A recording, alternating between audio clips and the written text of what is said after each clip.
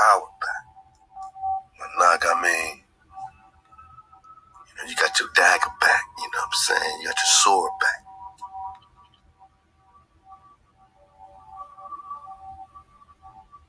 Verse 5, commit your way into HaWah. Whose way? Commit your way unto the Creator. KTC, keep the code. And we just played that Shiloh monk, dropping all that, drop about, their philosophies, and so much goes into what you do with your way, how you are on a daily basis, you know what I'm saying, your habits, things like that. Controlling, yourself with everything you do, being balanced, not getting too high, not getting too low. He said you will know what somebody is good at just by observing them, for a 24-hour period, regularly, whatever they're committed to is what they will be good at. If they're committed to hating all day, they're going to be some good haters, man. They're committed to growing and, recon, they're going to be, strong and, they're going to grow. They're going to be resourceful in their recon. If they're committed to basketball, they're going to do that. That's their kung fu, whatever they're doing is their kung fu, We're just talking about the cons and the con, fool. Let's go. So when you commit to HaWah, you trust also in Him, and He will bring it to pass. And He will make your righteousness to go forth as the light, and your right as the noonday.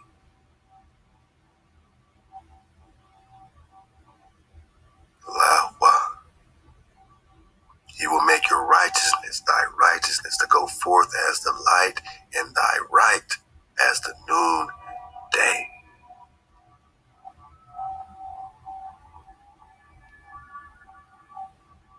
Resign thyself unto HaWah, and wait patiently for Him. Fret not yourself because of him who prospereth in his way. Don't be jealous of no one that looks like they're prospering. It's a gamut, man. It's a gimmick. It's a gambit. Fret not thyself because of him that prospers in his way. We ain't talking HaWah's way. We're talking about their own way. Because of the man who brings wicked devices to pass. Who's that? Who's prospering in this pandemic? Because of these people bringing wicked devices, right, to pass. Cease from anger and forsake wrath. Fret not thyself. Stop worrying yourself. Stop tripping. It tends only to evil doing. You meditate on evil, you're going to be evil. You're angry, it's going to turn into something wicked. Cease from anger, my nigga. Forsake wrath. Stop tripping. Fret not thyself. It tends only to evil doing, for evildoers shall be cut off by the frequency, my nigga. You're out of code, you're out of frequency. That cuts you off. It's not like the Creator's like, you're cut off. You cut yourself off. You cut off your frequency with the evil. You cut off your frequency. Just like if you eat wicked things that are not clean, whatever, you know what I mean? All right. We always promote having a plant-based situation, or at least a majority plant-based situation, you know what I'm saying? But, as long as you are in your Levitical flow, it's all A-hop. I mean, everyone, you gotta be where they at, gotta enjoy what they enjoy, you know what I'm saying? At the same time, we always tell you, man, you don't know where this stuff is coming from, you know what I'm saying? You might just want to leave it alone, but if you start eating a bunch of swine and pork all day, and let's say You get back on that bacon all day long and shrimp and seafood. And I know they cooking it up a certain way. It's smelling good and looking good and yada, yada, yada. So you're just doing it. You're eating all these bottom feeders. You're eating all these unclean animals, these unclean things, you know. Hey, some people eat stuff worse than that, right? So, man, all you do is it's like you cut yourself off from being healthy. You cut yourself off from vibing up like you would if you were eating at least a clean, if there's such a such thing in 2021, but clean animals or clean meat or just, clean plants, clean plant-based flow. Love to Brother Nature because we are living well. And we do. So, it's a violation. You're cutting yourself off.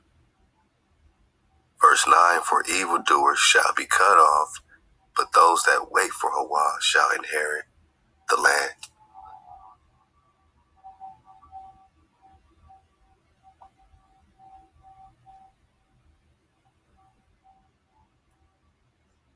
Don't you want to inherit your land again? Bottom line. Do you want to inherit your land again? How important is it to you? It's like a boxer. You got a championship fight, but he's still going to eat whatever he wants at night. He's going to sneak around. He's going to cheat. You don't want to go on them jogs. You don't really want to go to the gym, but he wants a championship. How bad do you want it, my naga? How bad you want that championship? Because whoever you're going to fight with on the other corner of that ring, they better not want it more than you, my naga. They better not want it more than you. Not today.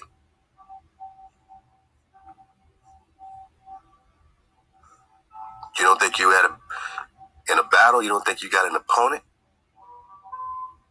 Whoever that is on the other side of the ring, they better not want your destruction more than you want to be healthy and strong and, to protect your family and, be a true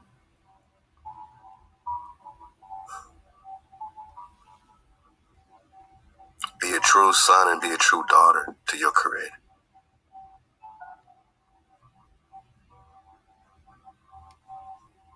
You gotta want to be a righteous seed more than the evildoer wants to destroy you. You know what I'm saying?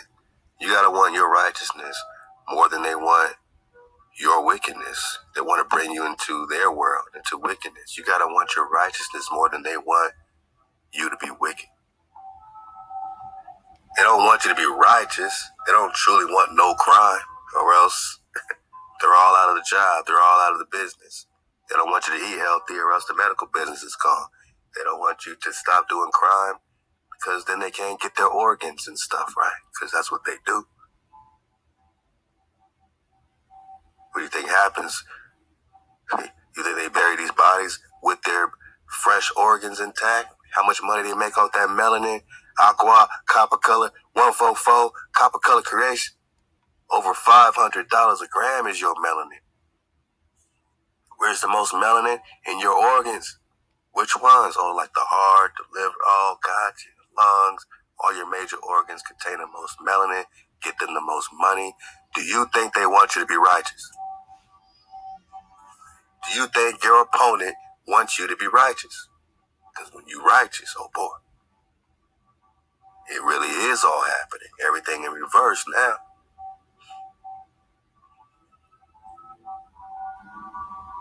Not only are you healthy, but you something else now, man. You got your Drakan on coon. Kwame Kwam. You got the glow. You ain't no slave no more. They can't control you. You got too much fire, too much water, too much ether, and the whole earth is yours. Now that's a dragon.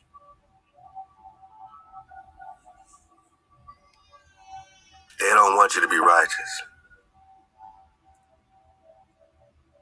They don't want you to inherit your land. Verse 10, and yet a little while, and the wicked is no more. You shall look well at his place, and he is not. but the humble shall inherit the land.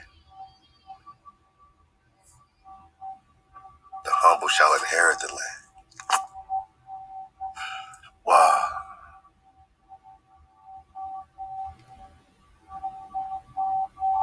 Cease from anger and forsake wrath. Fret not thyself, it tends only to evildoing. For evildoers shall be cut off, but those that wait for HaWah shall inherit the land. And yet a little while, and the wicked is no more. Yeah, thou shalt look well at his place, and he is not, and the humble shall inherit the land. It means you ain't just trying to go your own way. You ain't trying to just, not listen, not hear, man. You're humble because the truth will humble you. Because the truth is a frequency, and the frequency is HaWah. The humble shall inherit the land and delight themselves in the abundance of peace. The wicked plots against the righteous and gnashes at him with his teeth. HaWah does laugh at him. HaWah is laughing at the wicked. For he sees that his day is coming. The wicked have drawn out the sword and have bent their bow to cast down the poor and needy, to slay such as are upright in the way. Their sword shall enter into their own heart, and their bows shall be broken. Better is a little that the righteous has than the abundance of many wicked. You only got a little, my naga, that's Baruch, because better is that little than all that abundance of all that wickedness. For the arms of the wicked shall be broken, but HaWah upholds the righteous. HaWah knows the days of them that are wholehearted, and their inheritance shall be forever. They shall not be ashamed in the time of evil, and in the days of famine they shall be satisfied, not because they prepared all their storehouses, but because HaWah is with them. HaWah has given them the wisdom to prepare when they prepare. But it was their righteousness that enabled them to have mama in order to have the type of preparation they really need, not just some internet prep talk. I'm talking about that deep-rooted understanding of what they need to do, which is what we are in the flow of. This is our journey to connect to HaWah, to know exactly what we need and exactly where we need to be.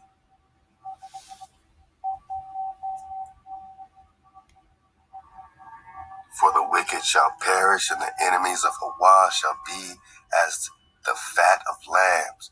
They shall pass away in smoke, and they shall pass away in smoke. They shall pass away. We're talking about the enemies of HaWah. The wicked shall be as the fat of lambs. The wicked borrows and pays not, but the righteous deals graciously and gives. For such are the blessed of him. Such as are the blessed of him shall inherit the land. It's all about the land once you KTC. That's why we're talking land so much. Because once you're in order, once you're in code, that's the next step is fortifying your land, because HaWah is giving you your inheritance.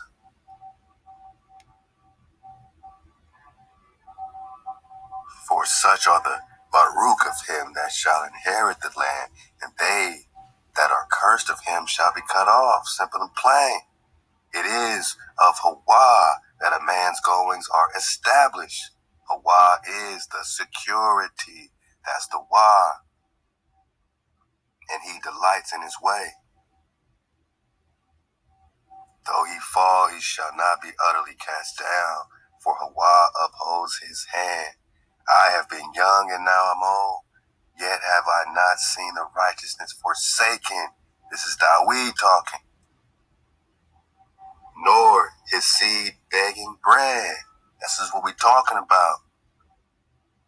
Don't put the preparation before your code, before you trusting in HaWah, before you cherishing your faithfulness. Because as ThaWaDa is saying, is the same thing I'm saying, my nigga. I've never seen the righteous abandoned because they didn't have enough storehouses. I've never seen them having to go beg for bread when they're in cold. It comes to them. Mama, the ingredients, life, whatever you call it, karma, whatever you call it, it's all happening for the righteous. All the day long he deals graciously, and he lends, and his seed is Baruch. Depart from evil and do good, and dwell forevermore. For HaWah loves justice and forsakes not his saints.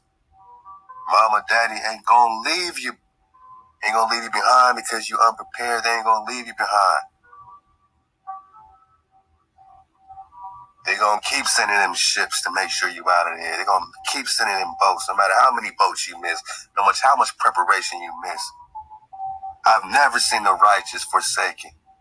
HaWah forsakes not his saints, verse 28. They are preserved forever. You are preserved forever, and the seed of the wicked shall be cut off.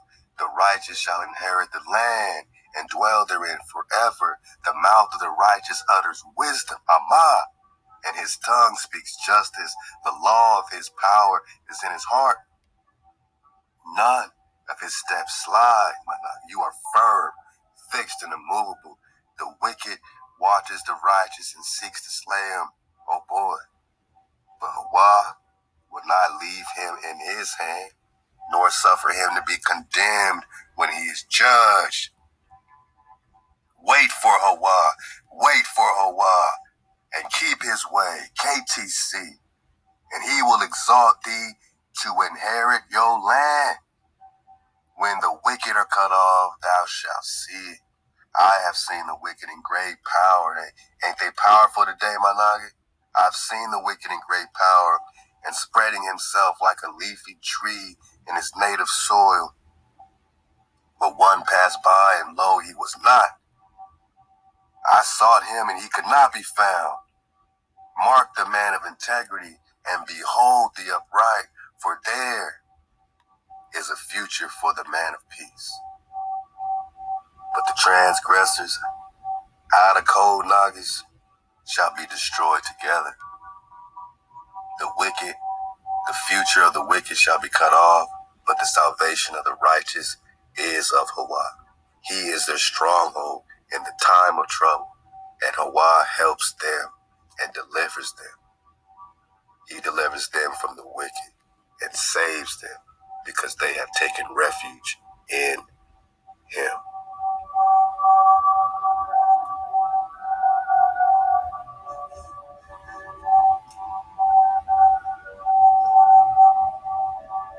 Is your refuge in your information?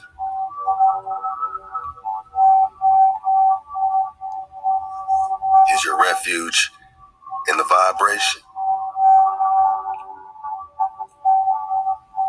Are you KTC? Most high over everything? MHOE? Mama got that water for you? You're dripping in that mem sauce? Well, all right. Now we see clearly because Exodus 20 got us in code. What part of this code are you arguing with? What part of this code are you against? What part of this code is confusing you? Don't put no power before your power. Because HaWah has taken you out of bondage. HaWah will put you back in bondage. So there should be no other gods, no other power, nothing else. What part of this code don't you understand? Don't take the name of HaWah in vain, for HaWah will not hold him guiltless that takes his name in vain, saying HaWah's, telling you to do stuff that HaWah never told you to do. Oh, HaWah said, no, HaWah did not say that. Don't take your breath and your security in vain. Did I confuse you yet? Anybody got an issue with the code so far? Don't put no power before your source, your power, your energy. Don't put this energy in vain and apply vanity to it.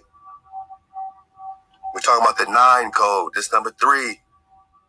Remember the Shabbat, man. Shabbat Shalom, because 6 days you shall labor and do all your work, but the 7th day, man, this is a rest unto HaWah.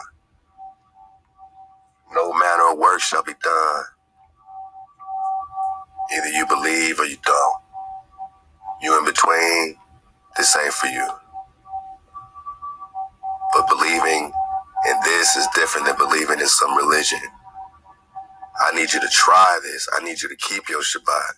I need you to dedicate yourself to it, not because of what it would do for you, but because you have reverence and respect for your Creator, and you're doing what needs to be done, and you're doing what you're supposed to be doing. You are being responsible to not just yourself, but your Creator and the entire earth plane of Nagaville. Because you know that if you keeping the code, somebody in Florida keeping it, somebody in Virginia keeping it. We got Nagas in the UK, and France, and Italy, and Spain keeping it. Australia and Turkey, everybody keeping the code. Africa, they keeping the code too. Then now we formed a wall of protection, of frequency, creative protection, of connection. You got a problem with the code? Putting the power before your power, your source of creation, putting vanity on that and acting like it is what it ain't. Resting every 7 days so that you don't spin out of control and hijack city. You got a focal point. You're not getting dizzy. You're focused on the code, the mission. You're on a mission for HaWah. Number 4, you're honoring your father and your mother above. Your Ama Abba. That your days be long upon the land which HaWah gives you. We're talking the land, getting your inheritance. Number 5, you ain't killing your brother and sister. Number 6, you ain't stealing from your brother and sister. Number 7, you ain't committing adultery, my night.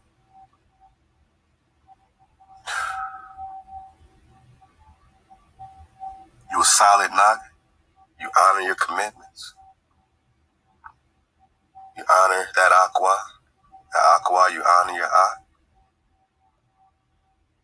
Number 8, you ain't bearing false witness against your brother, against your sister. If you ain't a witness to it, you're zipping your lips because you don't know about it. You ain't murmuring. You ain't just talking, hateful things and spreading hateful insinuendos.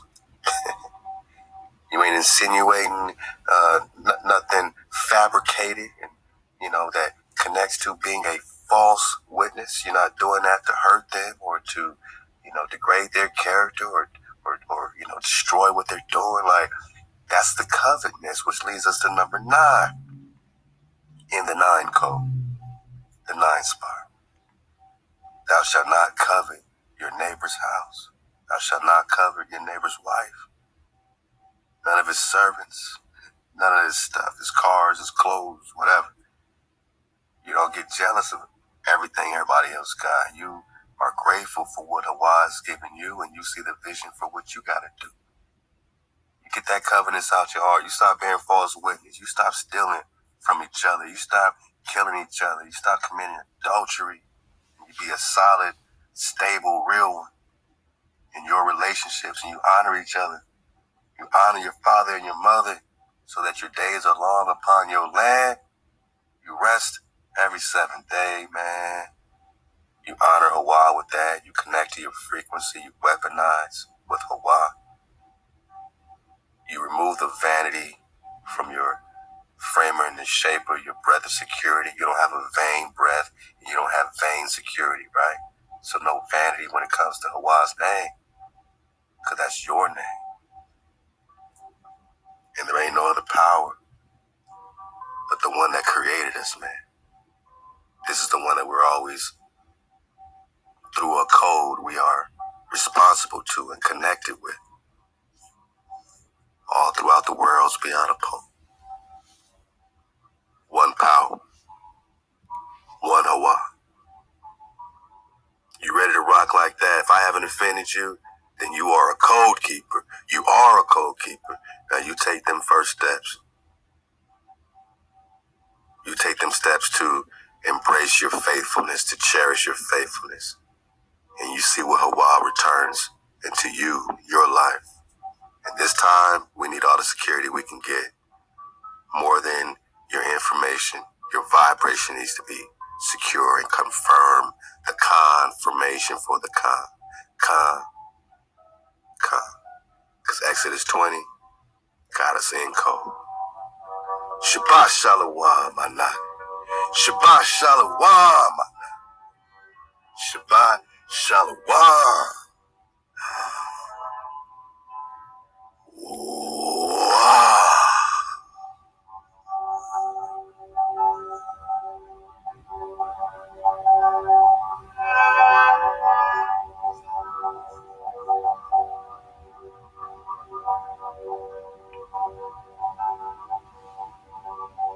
Tanakh only sessions.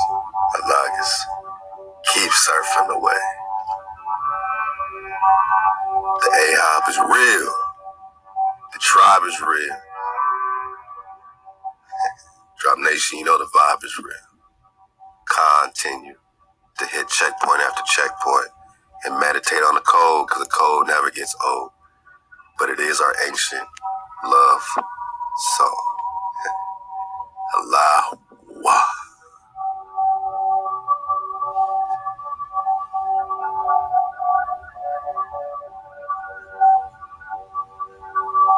HaWah. Shabbat Shalom. Code keepers. Hey, man, we're just surfing the wave. Tanakh. You know, I'm just looking at stuff, man, digging on the Tanakh only sessions, man. ThaWaDa for enjoying that with me. I needed that, you know. You never know when you're going to need a Tanakh only session, man. You know. Over here looking for things. What can I say, man? I'm over here looking for stuff. This Utah Lake got a lot of stuff in it. This Utah Lake got a lot of things in it, man. And what the heck is this? Yeah, you know, we see a lot of blotches. A lot of the blotches, remember, they do that. This is kind of one of the things they do, you know. Google Earth, that is. Google Earth likes to blotch and give you the pixels, right? The places you can't see on Google Earth. Look at all these blotches. Look at all these blotches. See, they do this in the water, right? They put these little circles and blotches. This is what Google Earth does on purpose to hide things from you. Hey, Shabbat Shalom to the home team, man. We just popping off. They just now tuning in. They just purposely blotch stuff out, so don't act like I'm crazy when I say blotches, all right? I mean, you know, they just fuzzball stuff. You know, real slightly, like this one has a very light fudge on it. But what is it really hiding?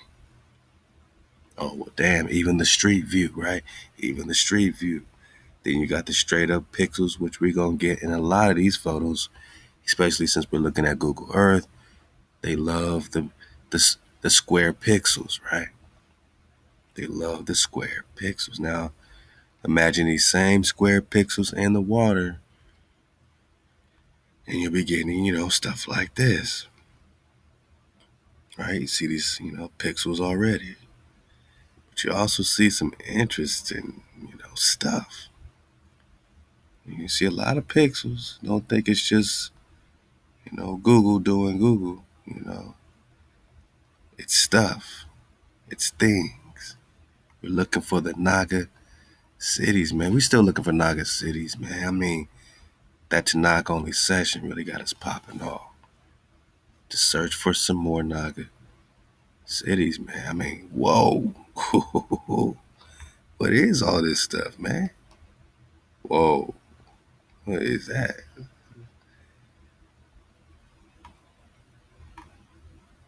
What? What is this? What is this? Yo, look, man, I just belly flop. I just belly flop. Can I pin this thing? Can I pin this thing? Oh, WTF, man. Leviathan? Did I spell it right? Leviathan? I don't know, man. It's crazy. This is crazy talk. It's crazy talk, man. Come on, man. Come on, man. Come on. Come on, man. Not now, man. Not now, man. Anage, tell me I'm not tripping, man. Look like some type of. What is going on, man? Don't these look like big old mouth right here, man? And like they put a ship where the eyeball is, or just what is Manage? What's Manage? Manage. We done looked at some things together. We done looked at some stuff. Did we just find a Leviathan just chilling? Look at this thing, man. It's just like a big ass Leviathan situation. I don't know, man. This is cray cray. I don't look, man. Hey, maybe it's something. Maybe Job's tripping. Maybe these things are all over the place. It's just that we saw a few, and yeah, we didn't see none of this though. What is going on, man? What in the world?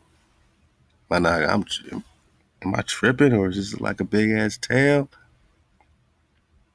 Multiple Leviathans, man. See how this goes here. Okay, and what is this little shiny thing? I'm like, what's this shiny thing? Come on, man. Look, we ain't supposed to be looking around in these lakes, but looks to us like we need to be looking around in these lakes. You know what I'm saying?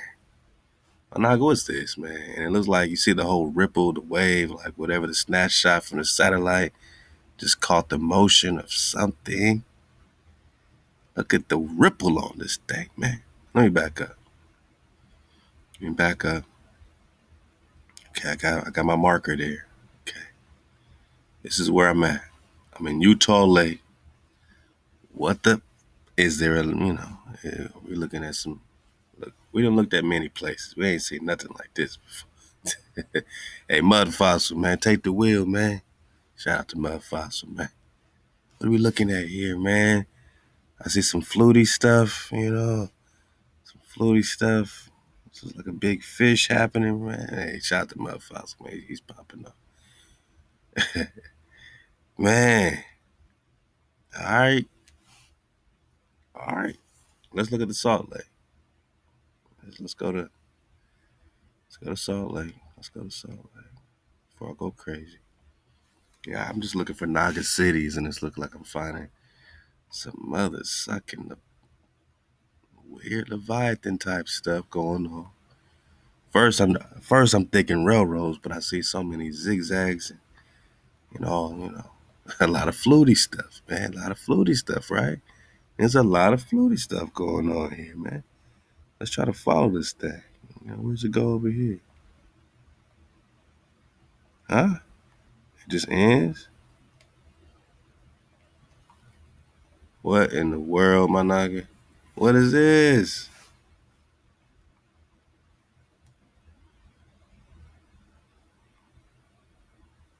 We're just looking at some type of runway? Man. What? I mean, look, unless we just talking like some type of boat dock situation, but how come that don't show up? It should just be showing up, on GP. You shouldn't have to look all deep into the water, into the water to find some stuff, you know what I mean? You shouldn't just be popping up in the water. Over here, man. See, I went as deep as I can go. And right now, I'm deep diving. That thing look like they're just putting stuff. You know what I mean? Like they're just putting ships on things. You know.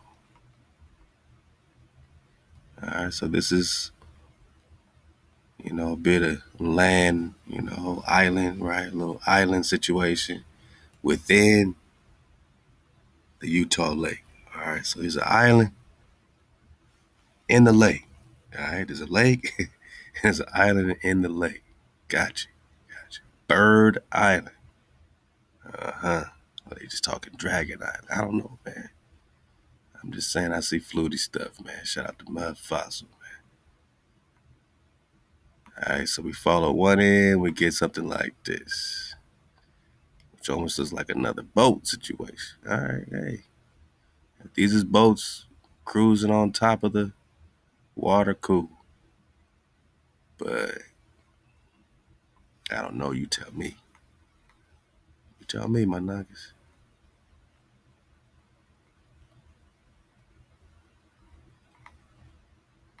Is this just a boat cruising in the water?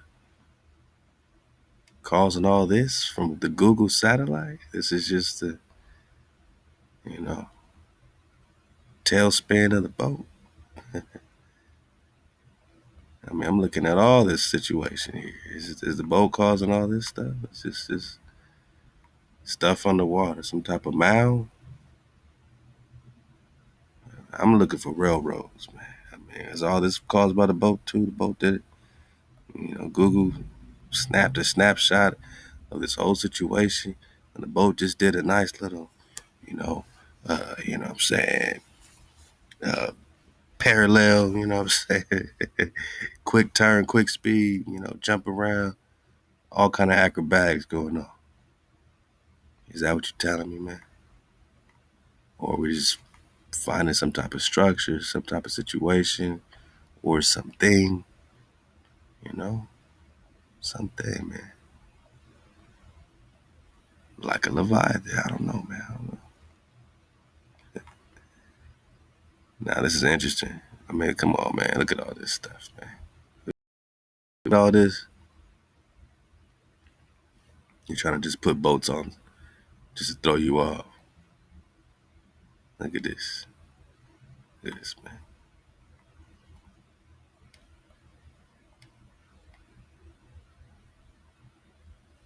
Look at this. What's this?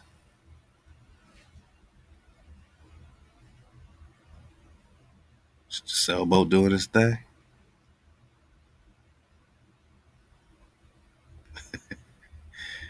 All right. Cool. Sailboat just popping off. So what popped all this other pop-offness? This looks like maximum pop-offness going on to be caused by one boat. If that's a boat, Looks like they just spray painted a boat in the picture. But what does it have to do with the rest of the situation? It's very odd, man. All right, we've jumped in many waters on Google Earth. I've never seen no malarkey like this. All right. I'm interested now. You got me now. Cause I see these little lines going all over the place. Same boat. Come on, man.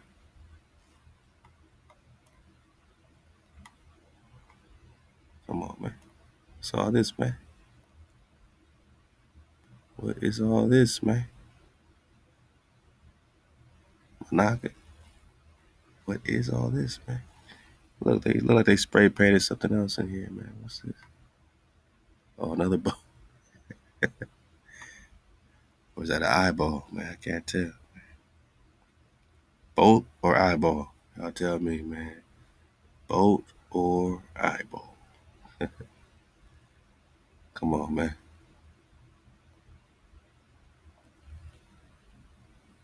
Yeah, we're just looking for Naga cities, man. It look like we finding Nagas, man.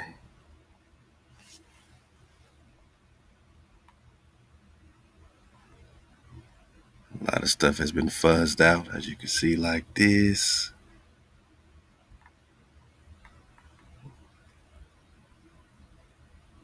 We're talking about pieces almost looks like an island situation, but could also be some type of structure or something, you know. Look, we don't know. We don't know. We don't know what all this fluty stuff is in this Utah lake.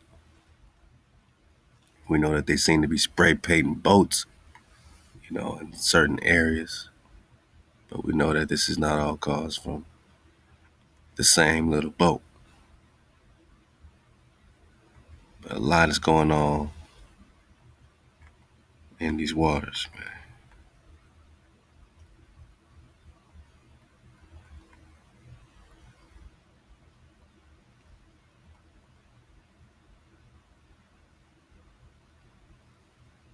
All right.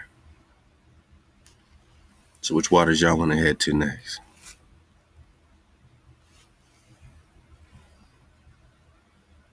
You know, I kind of want to look more into this Lake Mead situation. I think we started with that, though, too. You know, just driving out to Utah, you know, looking through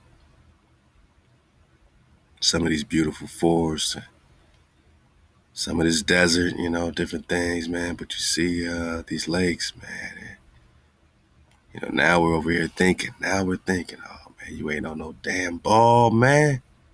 Spin this thing back around. I mean, we could belly flop into these lakes like this, too. Let's just dig on some lakes around this piece. See what we can find. Now that we have an idea what's going on.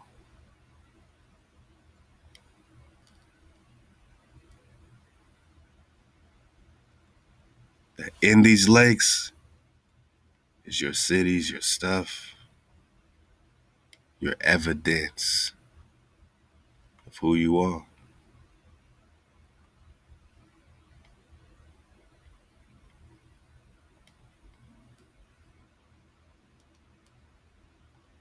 Cleghorn Lakes Wilderness Area. Oh man, that already sounds like a doozy.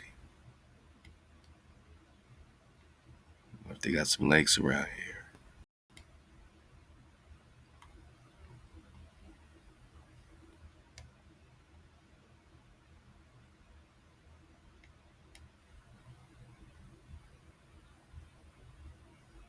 Let's go Google Earth pop off, man. I need maximum pop offness for this Cleghorn Lakes area.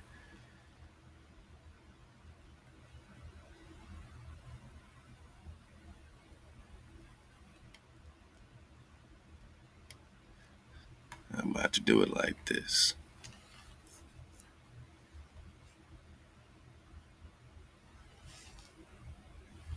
I want to know the most popular lakes in America.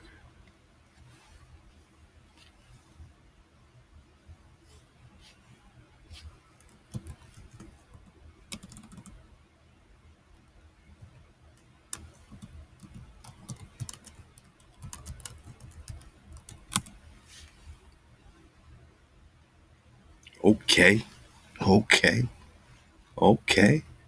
There's some good lakes around here. Some good lakes.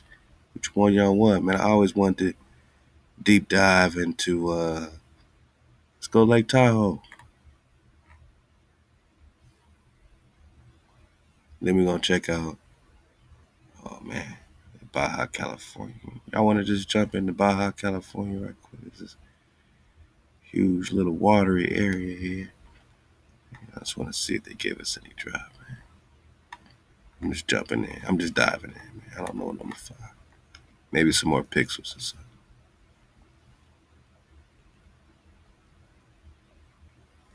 Oh yeah.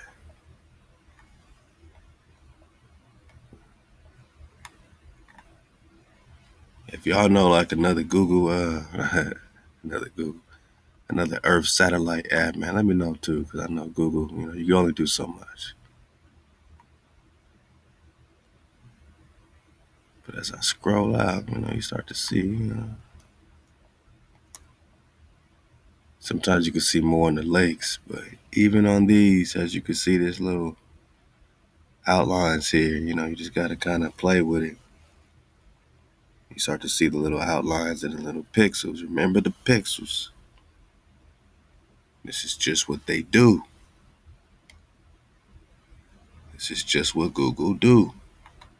Especially when it comes to same type of thing, right? Wow.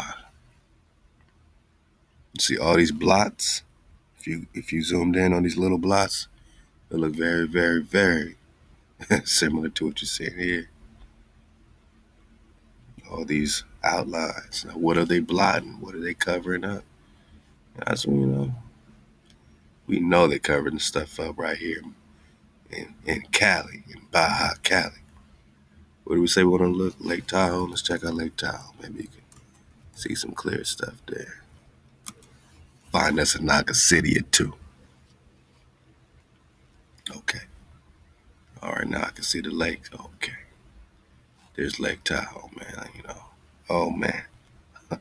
Already, a bunch of blotches and pixels start popping. Oh, man. Look at this. Just pixelated.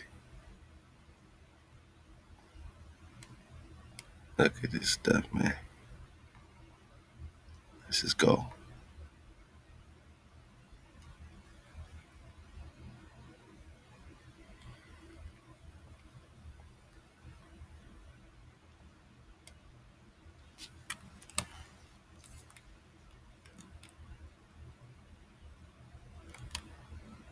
Yeah, they make it real. They changing colors on you. They're doing all kind of.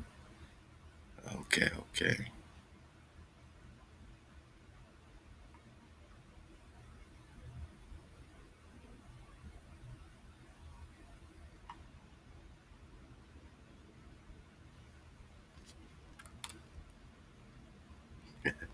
This is as zoomed in as Google lets us get. I don't know what we're looking at here. Could be something, could be nothing. Or a whole lot of blotches. Like a couple eyeballs right there, man. I don't know, man. Yeah, man. Scroll back a little bit.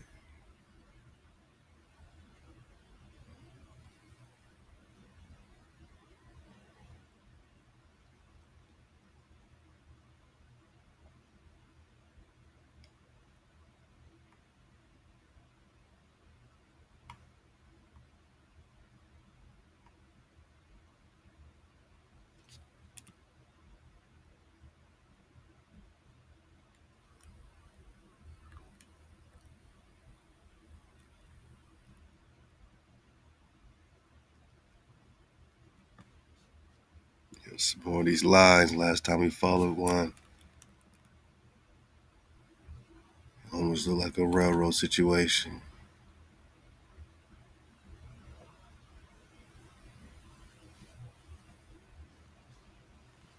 And y'all let me know what y'all come up with, man. Just, go dig on these lakes and, check out these structures, man. And obviously a lot of stuff gonna be pixelated up like this. But once in a while you clearly see that there's something big, that they're hiding. Something unique.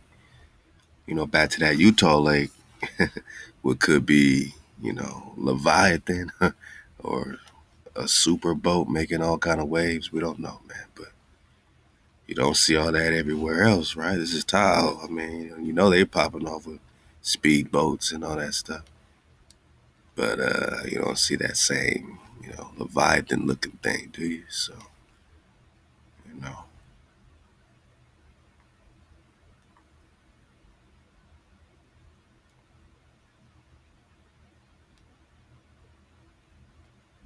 We're looking for our Naga cities, our cities that have been dammed up. What's the deal with Lake Tahoe? When was this formed? Let's get some Lake Tahoe history.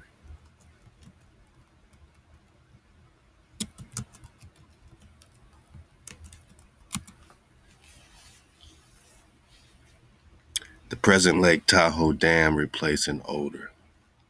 Bang. So we know there's a dam, right? You know it had to do with a dam, right? Concrete gravity dam on Truckee River at the outlet of Lake Tahoe in Placer County, California. Lake Tahoe Dam regulates the top 6 feet of Lake Tahoe, distributes the water into Tahoe's primary over or outflow, the Truckee River. The dam is located in Tahoe City and serves as the main storage facility for the U.S. Bureau of Reclamation's Newlands projects. Yeah, and that includes the London Dam and 2 diversion dams. So this dam was built between 1909. See, all these dams came at around the same time. Early 1900s, late 1800s, mid 1900s, right? Raising Lake Tahoe. So this dam was built between 1909 and 1913. It stands 18.2 feet high and 109 feet long, raising Lake Tahoe by up to 10.1 feet. Outflows from the dam are regulated by the gated spillway with 16 bays. Yada, yada, yadas. Early controversy in the 1860s, Russian-born and San Francisco-based engineer Alex Waldemar von Schmidt bought a large amount of land in Tahoe Truckee area with the hope of sending water westward to San Francisco via an aqueduct.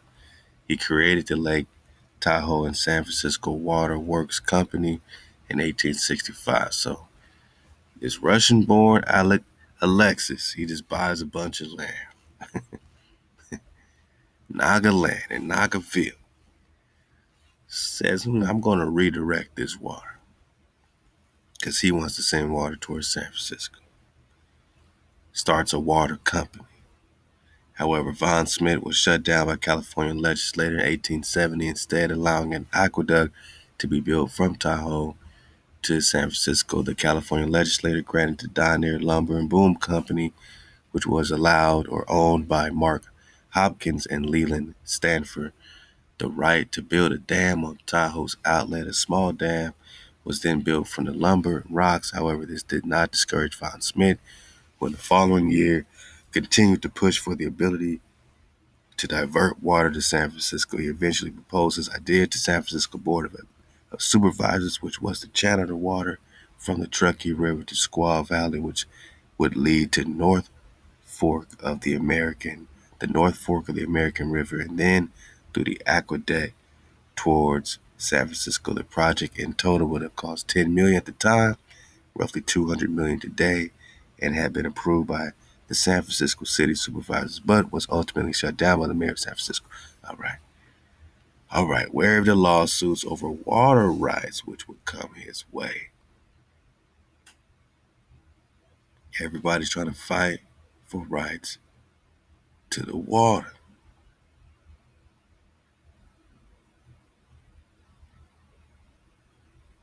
Yeah, man. Rights of ownership, right? They're fighting over the rights for the flow, man. Tahoe Dam, given to the United States government. Rights to control Tahoe Dam and some 14 acres surrounding the outlet was purchased for the total of $139,500 by the federal government. Tahoe Dam was slightly modernized in 1987 by the Safety of Dams Project. We want to know, what city did y'all flood when you created this dam? Oh, man. As the USBR stated intent to repair the Tahoe Dam in 1987 in order to enhance its seismic resistance.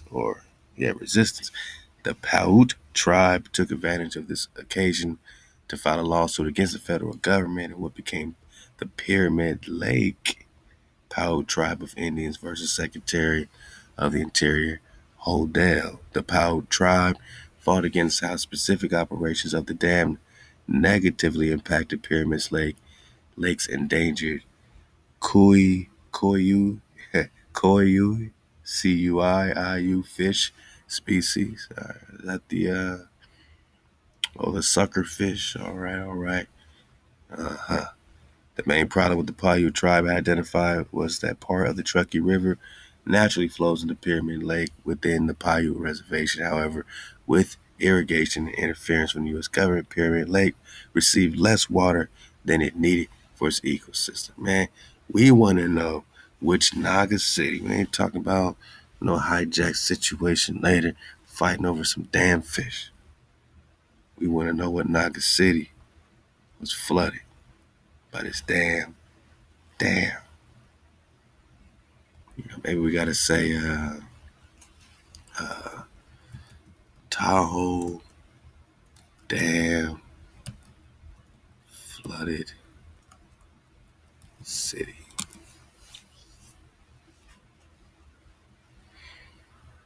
Yeah.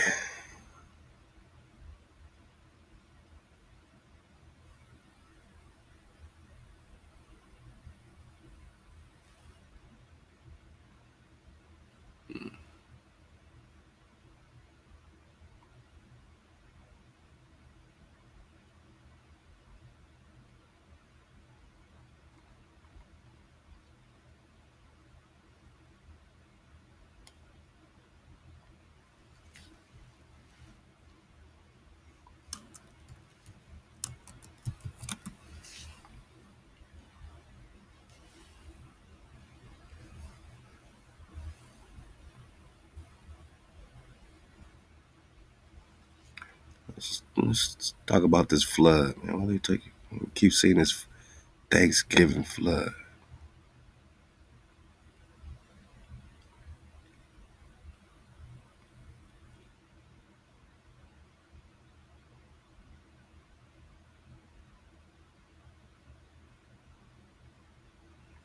Okay. Let's check out this 1950 situation. National Weather Service outlook for the winter of 2005 calls for average precipitation. All right. Let's get to it, man. Since 1950, a handful of reservoirs have been built in the Truckee River watershed, which have boosted flood protection for downstream communities, but the system is still not foolproof. 55 years ago, Boca Reservoir stood alone as flood protector on the Truckee River. In 1950, record-setting rains before Thanksgiving overwhelmed the small, solitary dam. Torrents of water poured over Boca Spillway and added to the destructive flow rushing downstream. Damage in Florestan, Reno, and Sparks. Extensive storms came unusually early in 1950 during September and October. Precipitation of the Northern Sierra exceeded 300% of normal. All right. This ain't really giving us the drop we're looking for, man. Sometimes you got to search it out. I'm over here just doing real recon in real time, asking a couple questions. What city was flooded when they built this Tahoe Dam? You know, maybe we got to ask. Let's ask like that to the algorithm, man. What city was flooded when Tahoe Dam was built?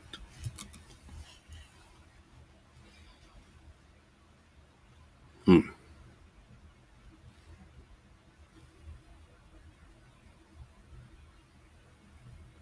Huh.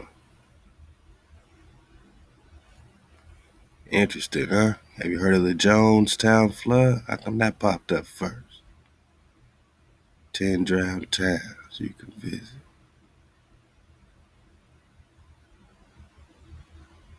This is bringing us back to that submerged towns of America drought, okay?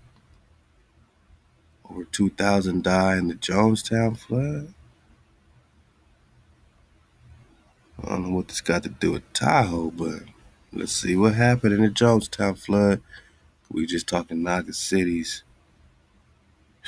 and these damn dams. 1889, 2,000 died in the Johnstown flood. Or Johnstown, right? Like the Presta. Hey, look out for Presta John installment 71. Coming in high. And when we come in high, we're going to stay high. You know, we're going We're going to get into some great, recon, searching for khandrop. Can you dig it? Let's go. The South Fork Dam in Pennsylvania collapses in May 31st, 1889, causing the Johnstown flood, killing more than 2,200 people. Johnstown is 60 miles east of Pittsburgh in a valley near the Allegheny, Little Conemaugh, and Stony Creek rivers. It is located on a flood plain that has been subject to frequent disasters. A dam was built in 1840 on the Little Conemaugh River, 14 miles upstream from Johnstown, 900 feet by 72 feet. It was the largest earth dam made of dirt rock rather than steel and concrete in the United States, and it created the largest man-made lake of the time. Yeah, we're looking for Tahoe, but this is what I mean. You might find a gem on the way to get the gem. Can you dig it? Cause we just talking these man-made lakes, right? And this joint, this damn dam that they put up in 1840. See, this seems to be the military strategy, not just in America, but we can keep going, man, all across Europe, Russia, all this stuff. They built dams and flooded your stuff, man. They said by the time they get hip to this, by the time they recognize and realize what we've done with these damn dams, it'll pretty much be the end of the world. Whatever. They knew by the time you realize this drop, it would be the end of their world as they know it. Because it's no further, what else can they do to cover it up? They buried it with water and mud and everything else, right? And they took and used whatever they could use and hid everything else, right? Hid technologies, whatever we're finding, whatever they're blotting out on Google Earth. Johnstown, huh? For some reason, Johnstown, they had to make it the largest earth dam. Johnstown, they had to make it the largest man-made lake of its time. The dam was part of an extensive canal system that became obsolete as the railroads replaced the canals as a means of transporting goods. As the canal system fell into disuse, maintenance on the dam was neglected. 1889, Johnstown was home to 30,000 people, many of whom worked in the steel industry. May 31st, the residents were unaware of the danger that steady rain over the course of the previous day had caused. A spillway at the dam became clogged with debris that could not be dislodged. That's the official story, right? In reality, they flooded this town to create the largest man-made lake.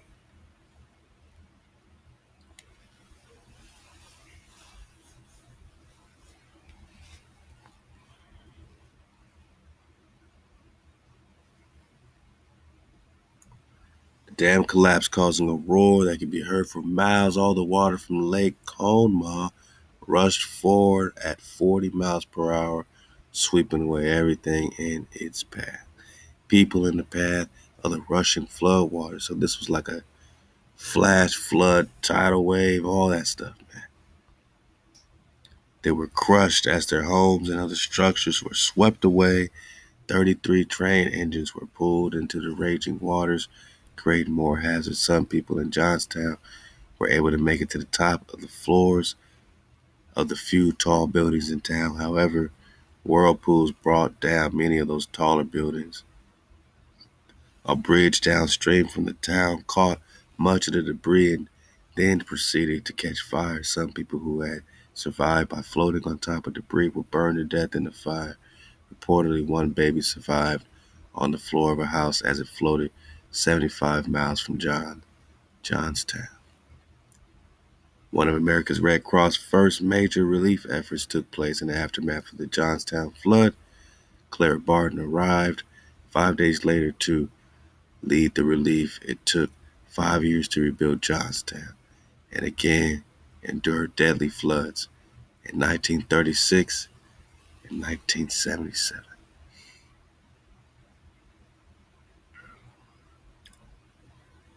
Oh, then they want to bring you into Tulsa. Then we want to start talking Tulsa, huh? Yeah, I guess the algorithm already knew. The next day we gonna, look up Johnstown, man.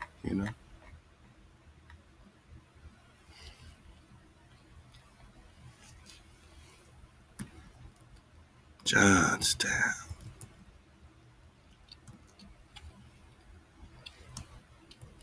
Don't put Negro.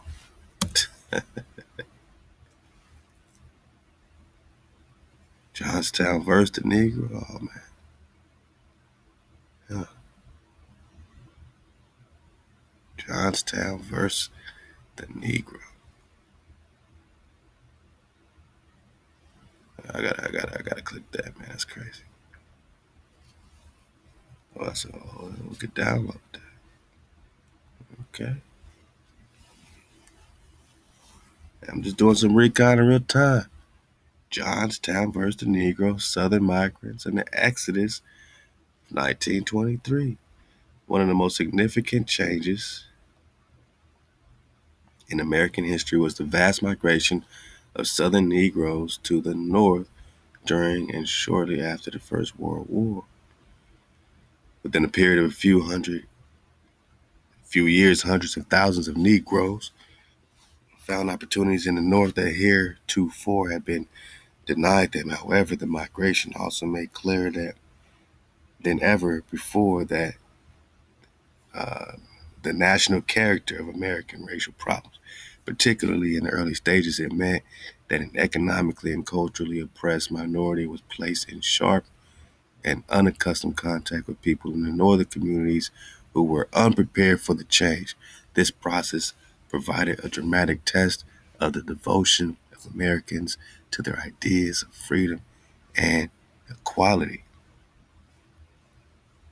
In some areas, there were heartening instances of successful adjustment, but there were also dismaying failures. An example of the latter was provided during the early 1920s by Johnstown, Pennsylvania, where community apathy and demagogic leadership, resulted in misfortune for many of the newcomers. Now, we're talking Johnstown.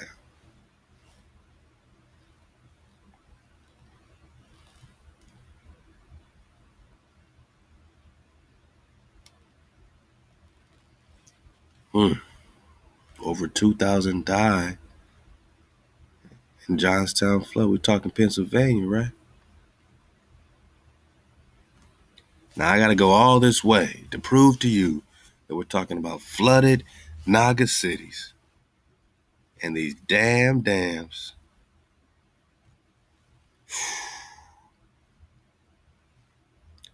And why we're looking at all these lakes, these large man-made lakes. What are we looking for? Well, what used to be a city, what used to be a city became a man-made lake.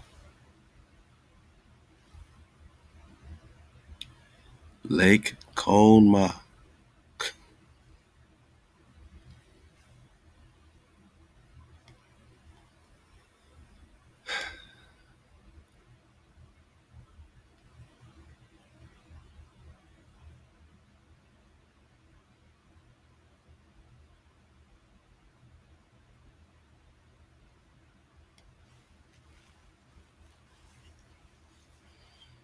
Can't make this stuff up. I'm just surfing the wave, man. I'm just popping off, enjoying just the zine of touching JoiWorld. I'm not going too head heavy. We got a lot of It's just stimulating, energetic flow coming up. Just look for us to make an incredible dismount, as we go fully into our platform, 432thedrop.com, and get our site, our brand new website popping off. But even before that, we're making just incredible, Naga moves, man, checkpoints right in JoiWorld. And you got to see a lot of those pictures off our IG. We put some for you on the YouTube as well. And, you see the fence that you've supported, being built in real time, man. So ain't no point in building if you're not going to be building with HaWah, in code. All the building that we've done, you know what I'm saying? We've had strong communities, man, but how much were we KTC? I don't know. We keep seeing these churches, we keep seeing this, and we know, so much of our mentalities was hijacked by the time we was in the 1800s, man. That's after Tecumseh set, right? So, you know what I'm saying? That's why we really put the code exactly where we put the code, which is first. You know what I'm saying? When you check in with the drop, when you check in with Drop Nation, we code it up first. Because we don't want to see this no more. We don't want to see our cities flooded, our cities invaded, our land stolen, our people massacred. We don't want to see this no more, man. What's with this Johnstown? This shameless slice of Johnstown history. Yeah, it's a lot of Nagas going in to Johnstown, man. Yeah, more than 1 million black families had moved north in the 1920s. Johnstown's African American population swelled from a handful of families to about 3,000 by 1923.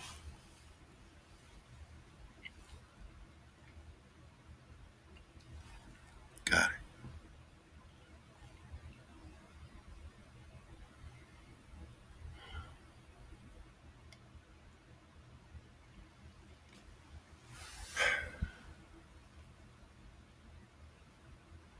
An example of the latter was provided during the early 1920s by Johnstown, Pennsylvania, where community apathy and demagogic leadership resulted in misfortune for many of the newcomers. 1915 through 1920s, the Negroes' northward migration came in two phases, and Johnstown was affected by both.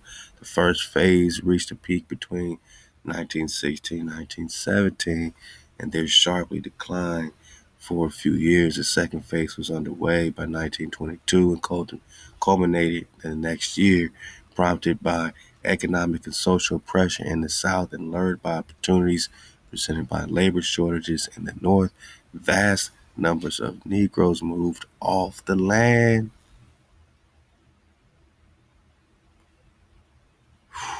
to the cities and into the North. They were pushing us off the land into the cities, right? And we were choosing to leave the land sometimes, and other times we were forced off the land. Other times we were being flooded off the land.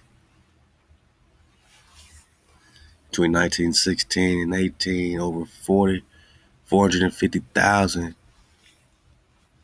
migrated to the north in a year ending September 1st, 1923. The Exodus, when they're talking about Negroes, they keep talking Exodus talk. From 13 southern states was estimated 478,700 from 1950 to 1928. A total of about 1,200,000 Negroes had moved from the south to the north. And by 1930, over 20% of the Negroes in the United States lived outside the South. We're talking about the Negro population. As a large industrial state, Pennsylvania was a major recipient of this migration. So when we talk 2 2,000 Nagas died in the Johnstown flood. Yeah, you saw the numbers, go up. Later, they said. We're talking of migration later, 1916, all that, 1920, Managi. Handful of families to about 3,000 by 1923. But before it was a handful of families, what was it? Before things had to swell from a handful of families, was it many more in the 1800s? And it became a handful of family, and then sprouted back up by this influx of migration from the south that they keep talking about. We're just talking Johnstown, man. Really, we're researching, lakes. We've been reconning Lake Tahoe. And that led us to Johnstown. You see how that works? Yeah, man. I'm still on that question, man. Lake Tahoe Dam flooded.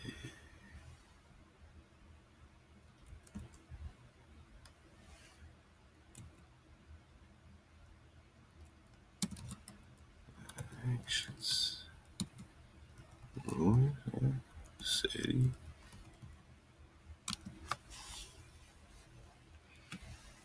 Let's go, man. I'm just honored to surf the wave with you.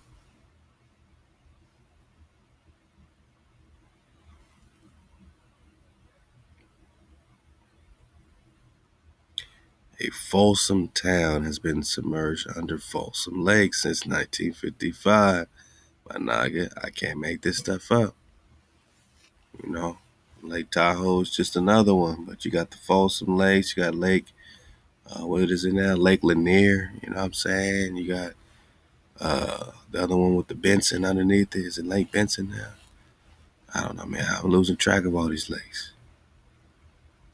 You got Utah Lake, what Naga City's under Utah Lake?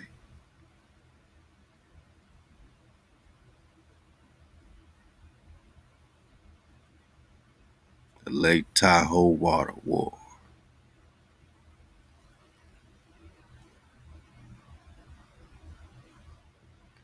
So this damn dam was causing flooding from the very top, huh?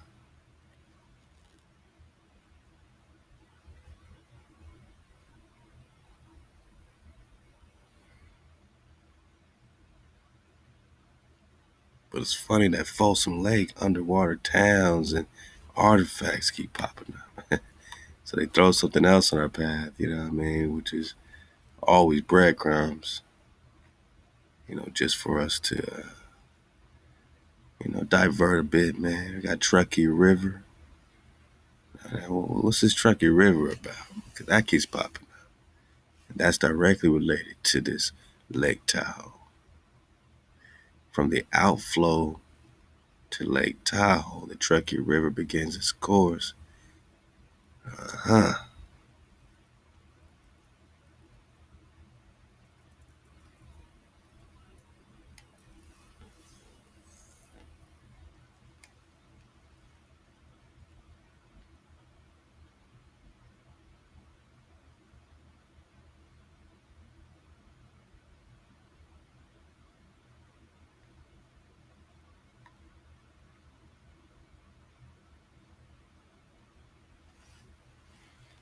I'm just skipping to the prehistory.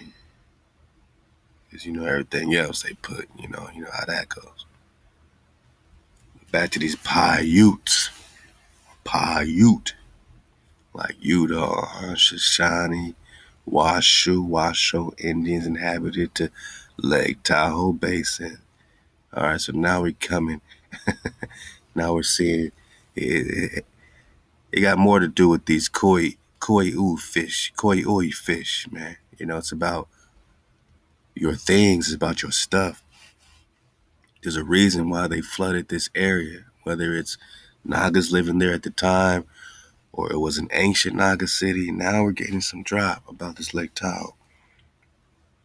So these tribes inhabited the Lake Tahoe Basin. They named Shoshone, Washoe, and the Paiute. Paiute. And the Pei, or the Pa, or the Pei, is a Hebrew letter. Ute like Utah, Lego, Wa, Wa, Sha, Sha, Sheen. All this is Hebrew. Wa, all that Sha, Na. Let's go, man. The Truckee Meadows and the lower reaches of the Truckee River and the land surrounding Pyramid Lake. Again, why is it called Pyramid Lake, man? Huh? Is that a man-made lake built from a dam that flooded another Naga city, and then Lake Winnemucca, all these lakes? What's underneath these lakes? The abundant fish in the Truckee River and the Pyramid Lake primary koi ui and the Pyramid Lake cutthroat trout, a strain of the Lahatan cutthroat trout, established an early heritage of dependency on the bounty of these bodies of water and their fisheries by local Native American people, in particular the koi fish species, an omnivorous lake sucker endemic only to the Pyramid Lake and the lower Truckee River, was a staple food for the people of the lake of this region. So they just want to keep focusing on the fish. We want to talk about the ruins, right? Or, what's been ruined. We want to talk about the artifacts. We want to talk about the Naga cities. And they want to go to 1823 and some of the water flow, man. But let's see what this is right here. 1826. Jedediah Strong Smith, leader of a party of 15 trappers at the Rocky Mountain Fur Company, traversed the southern tip of Nevada along the Virgin and Colorado rivers, ending up in the San Gabriel Mission near the present site of Los Angeles, California. Disregarding the Mexican government's request to return the way he had come, Smith left Los Angeles in early 1827 and headed north through San Joaquin Valley. Then with only two other companions, he crossed the Sierra Nevada mountains near Ebbets Pass, crossed the Walker River, and skirted Walker Lane to the south, coming within 75 miles of the Truckee Meadows. After enduring incredible hardships crossing the central portion of Nevada in 44 days, Smith finally returned to his Great Salt Lake trapping headquarters in early July 1827. All right, man. So, and then what, man? You know what I'm saying? What's the point? What's the point, man? They just want to talk about how they crossed stuff and went places and seen some things. Seen your stuff, man. Unknown River.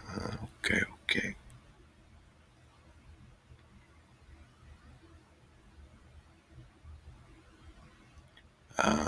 1848.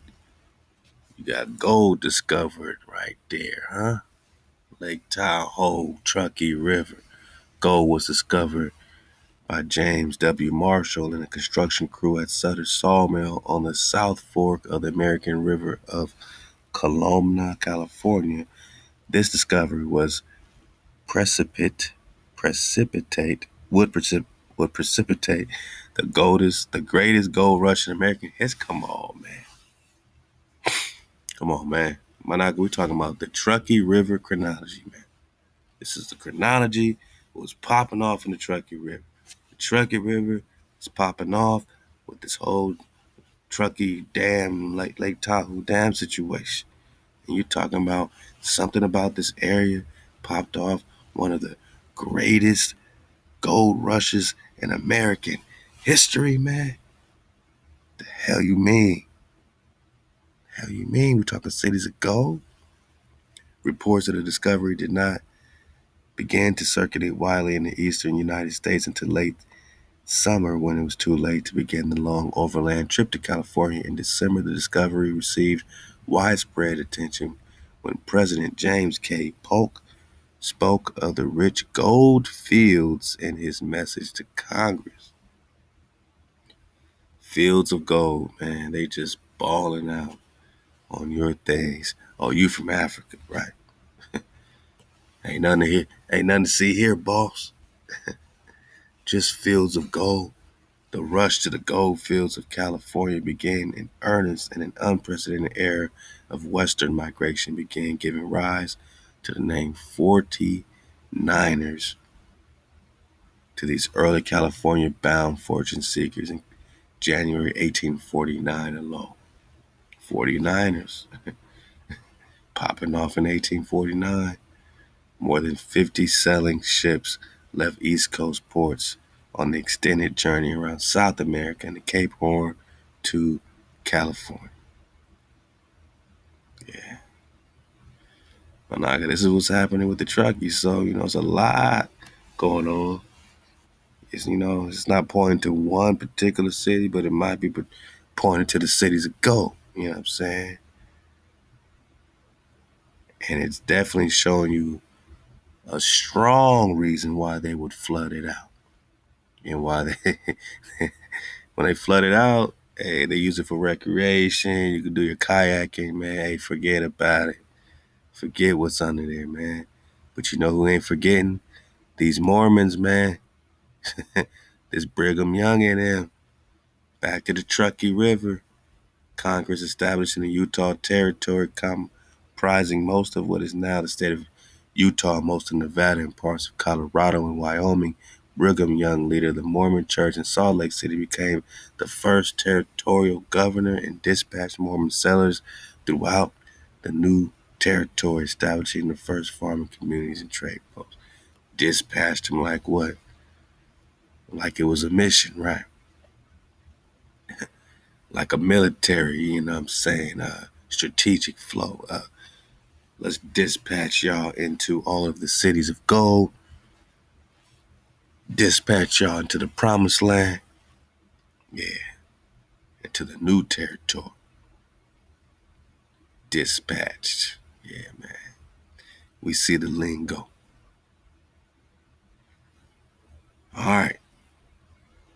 And I know it gets more and more interesting now when it comes to this Lake Tahoe.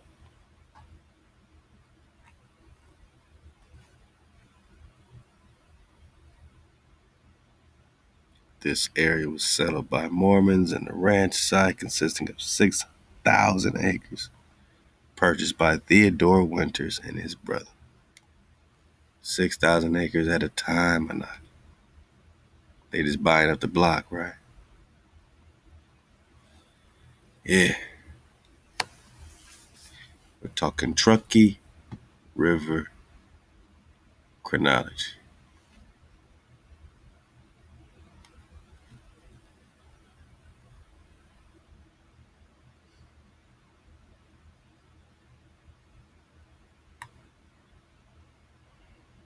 We're talking Johnstown, Pennsylvania. I'm just leading you to the water enough to know that there's a lot around this Truckee, right? Clearly, there's a lot around this Tahoe and the cities of gold. They even call them gold canyons, for crying out loud. Right in your face, bone. I mean, this is Nevada, right? So Lake Mead, has to be of interest. All right, where's Lake Mead? All right, this is Tahoe. Let's back up. Let's back up. Let's back up. All right, so Tahoe's here. Lake Mead can't be too far from here. Let's see. Let's look at a couple more, Managa, and then you pop off. And you let me know how your investigation is. Just know we ain't forgot. We're going to keep digging on these Naga cities, man. And now that we're looking into this water, our eyes going to get a lot clearer. We're going to know exactly what to look for. And I'm sure somebody's going to have to drop on some super satellite app that allows us to see what they're blotting out, man. Yeah, man. I see. I see clearly, man. I see the future, man. Where's Lake Mead, man? Oh, not too far at all. Near my Leviathan flow, huh? Okay. Yeah, we dug on this, I think, before, but, you know, hey, what Naga City was flooded out by Lake Mead, man. Huh? What's underneath here? What's the story?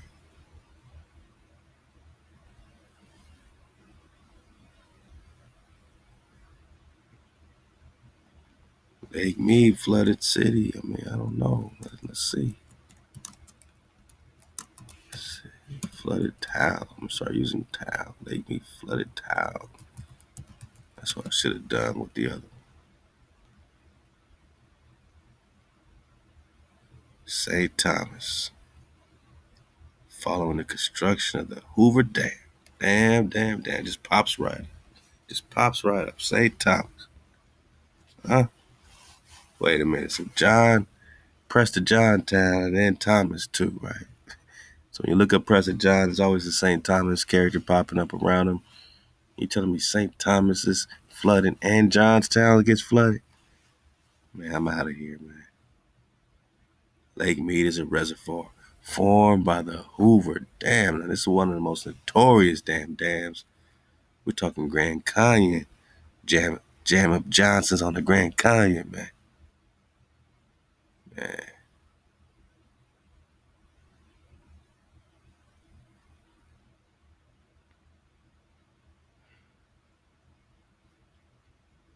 And yeah, you read the history, man. I just want to see about the St. Thomas. As the accumulated water from Hoover Dam forced the evacuation of several communities, most notably St. Thomas, Nevada, whose last resident left the town in 1938.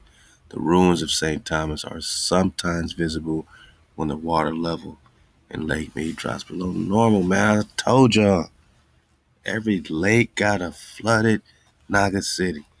Damn well this ain't their shit, because they wouldn't be flooding this stuff, man. They wouldn't do this to themselves. They're redirecting our water, our flow, and then using that to like a military weapon to flood us out. Man, peace to the Nagas in St. Thomas, man. Oh, now it's a ghost town. I wonder why.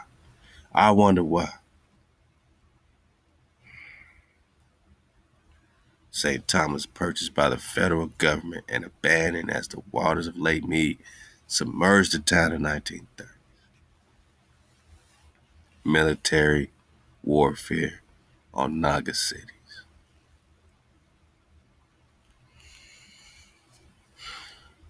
Well, sometimes they see these ruins, man, right?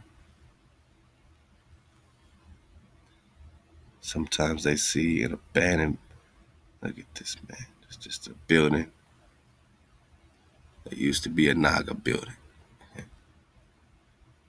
It's popping out the water.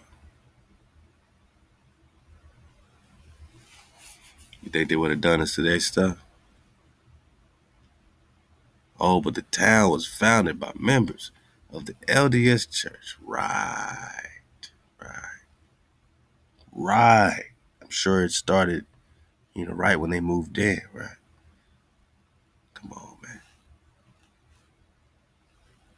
Established town of farms and businesses, and was at one point the county seat of Tahoe County. The frontier settlement is noted as the endpoint of explorer John Wesley Powell's first Colorado River expedition. And I got all this is about the cities of gold. And love the HaWah Thai Battle, who gave me a copy of this for my con day, man.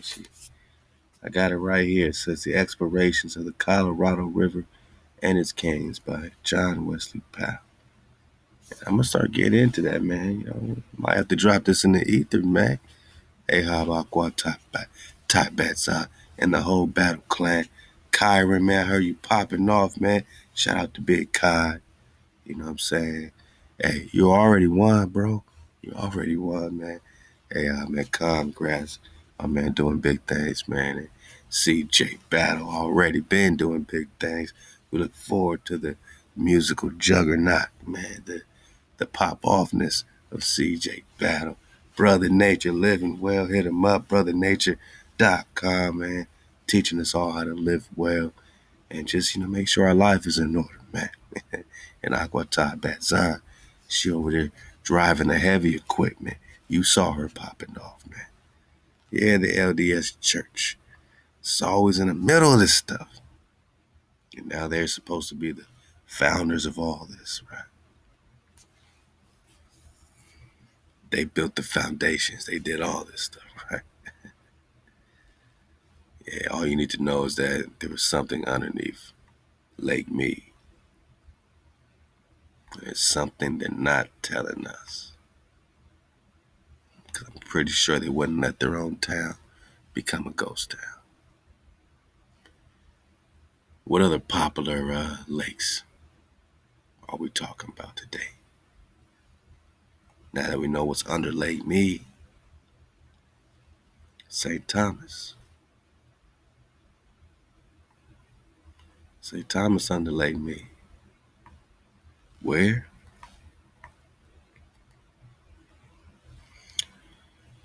Well, you got to dodge through all the blotches, all the pixels. You got to dodge through the pixels to find the city, but if you squint a little bit, maybe you can start seeing some structures. Weird things in Lake Mead. Strangeness, high strangeness.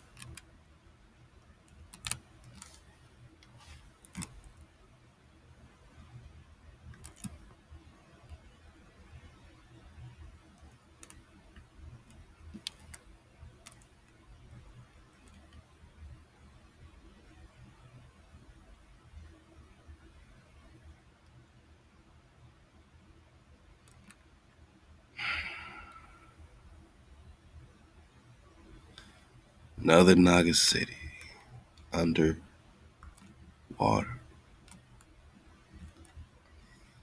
And this is just what they tell us about, from the recon that we pull up quickly, but just look like stars, man. Like stars and quasars, man. Like what's popping off? Huh? What's this, man? Like me, man. What it do? Why would stars and quasars just be popping up out of nowhere in Lake Mead? Huh? Managa, did you see stars and quasars in the other lakes? It seems to be really interesting. What the hell? Come on, man. Boats. Let me guess. Boats, right? These are just boats. Are these boats? Are we seeing something in the waters in Nevada? I don't know. A cluster of ships just chilling in the water.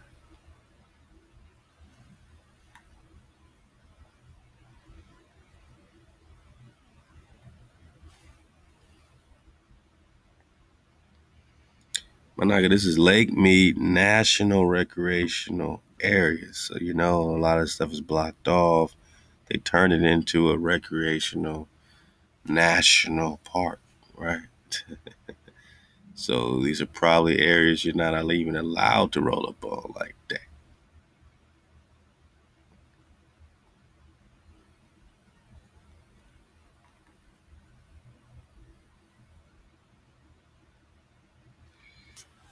All right.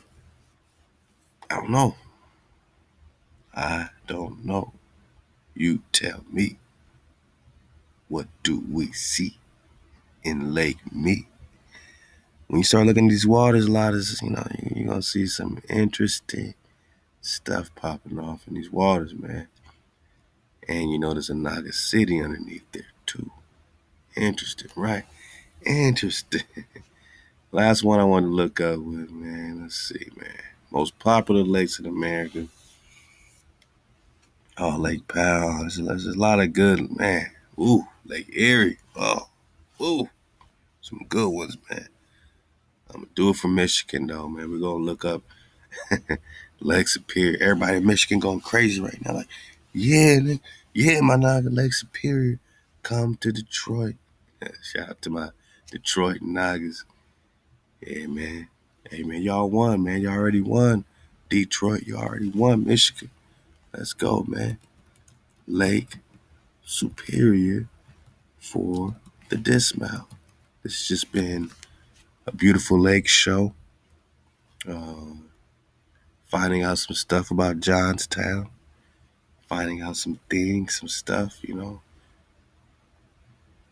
about these other lakes. St. Thomas and them. All right, so this looks pretty crazy. The way they got this painted already. Yeah, I mean, we're just gonna, I guess, just dive in, see what's in Lake Superior. And then, we'll do the same thing. Look at the recon and see if we see any connection to cities that were flooded or towns that were flooded. You got Copper Harbor right there. Okay, I'm gonna go close to Copper Harbor, man.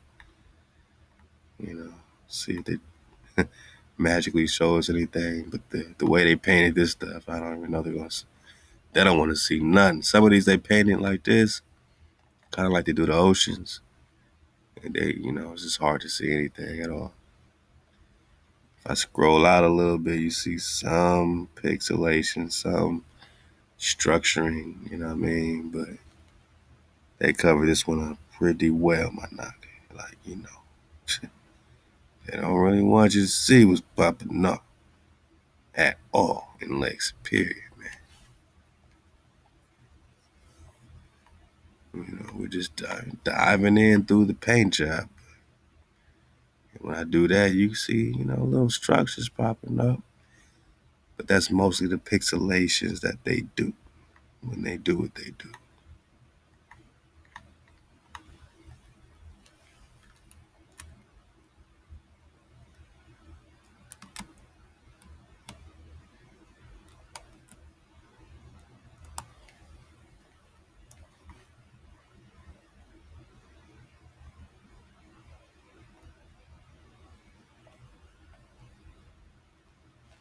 What's up with this Black Bay over here, though, man? I'm just going to jump into Black Bay, man. What's cool? What you got in here, Black Bay? Hey, baby.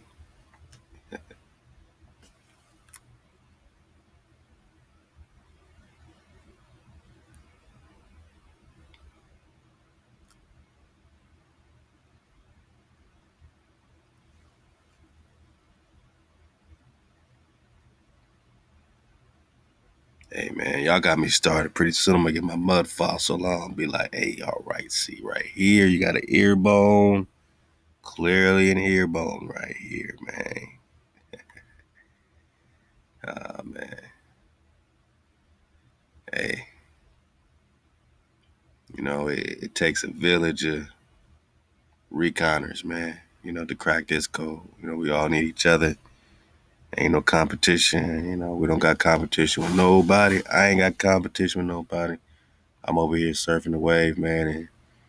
And, pretty much we all want the same thing, man. We want to get to the bottom of things, man. We want to get to the truth, you know what I'm saying? And, we're going to keep the water flowing and, not be stagnant, in any one thing. But just know we got our code to keep, and through that, we can keep the water flowing for real, for real. But yeah, my naga, Lake Superior, they done painted this whole joint up, man. So, hey, shout out to Detroit. I mean, whatever's in this place. Look at this. I mean, look at this thing. They just blotted this whole thing, man. I can't get in here, my naga. As clear as I can go in some of the other ones. That's crazy. This one, they don't want you to see nothing, boss. Ain't nothing to see here, boss. Not in Lake Superior. Lake Huron, none of these lakes. And they ain't on that play around here, man. But Lake Superior is clearly huge. You know what I mean? Like, these lakes are as big as entire states, some of them, man. And let's do the quick recon on it. St. Thomas is a ghost town. What's up with this Lake Superior?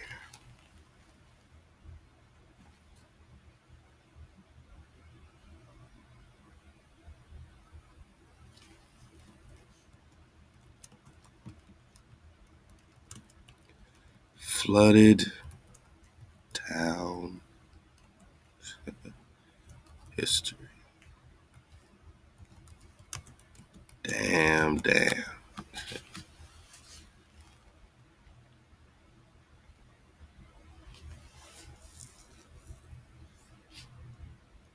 Dead River flood. All right, that was some recent stuff.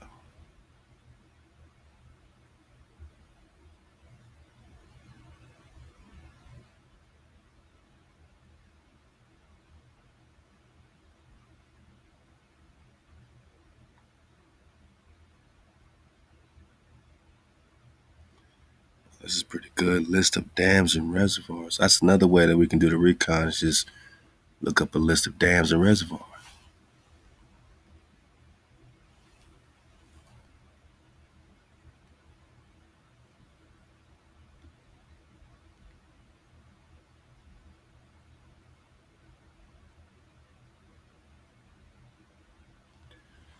Let me look it up this way. Is Lake Superior man-made?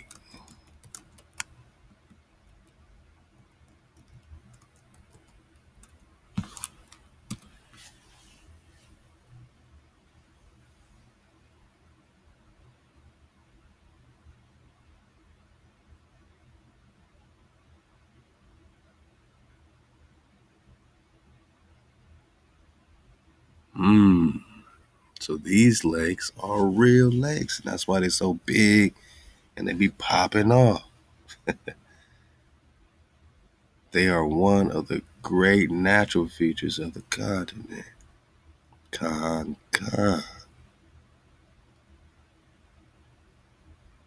Hey man, shout out to Lake Superior, man. Shout out to Yosef the Real talking about that Superior mint sauce. Yeah, man.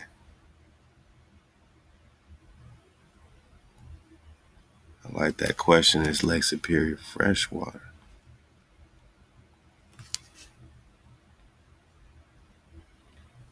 Wow. Lake Superior is the largest freshwater lake in the world by surface area, because it's pumping out so much of that primary mint sauce. Hey, Yosef, we popping off, man. They got that fresh water. Fresh water. So at least we can see the difference, man, between these big boys, between the real joints, and these lakes like Lake Erie, you know what I'm saying? Or Lake Powell.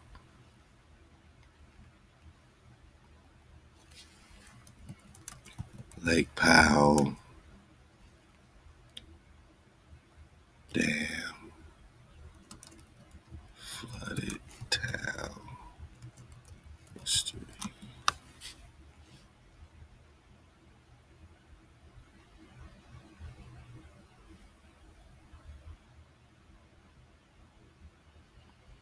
This is named for John Wesley Powell, who wrote the book, The HaWah Got to Me, The Exploration of the Colorado River and its Canyons.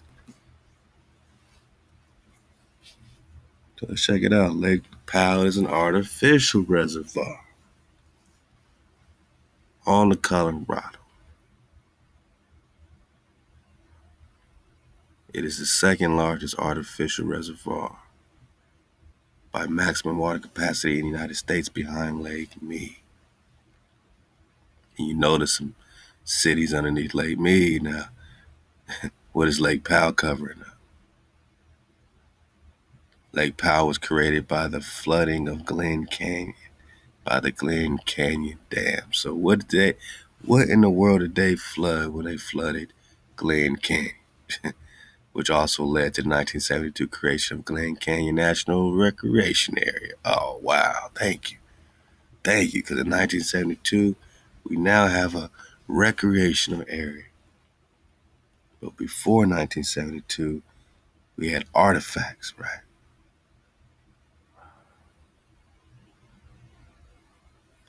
Named after John Wesley Powell, a Civil War veteran who explored the river via 3 wooden boats in 1869. Yeah.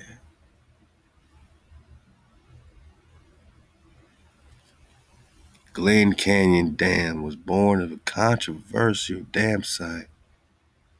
The Bureau selected in Echo Park in what is now Dinosaur National Museum in Colorado. I can't make this stuff up. You know damn well, Natural by Law done told you, man, the word dinosaur wasn't used until after 1942.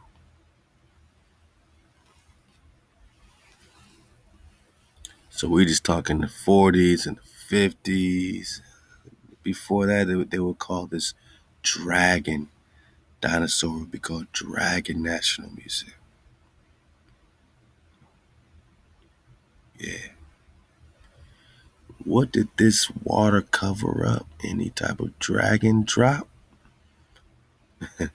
Dragon bones, man? Anything, right?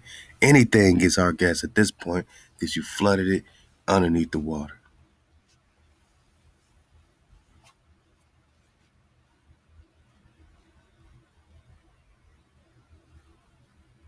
Over 80 side canyons in the colorful Navajo sandstone contain clear streams, abundant wildlife arches, natural bridges, numerous Native American archaeological sites.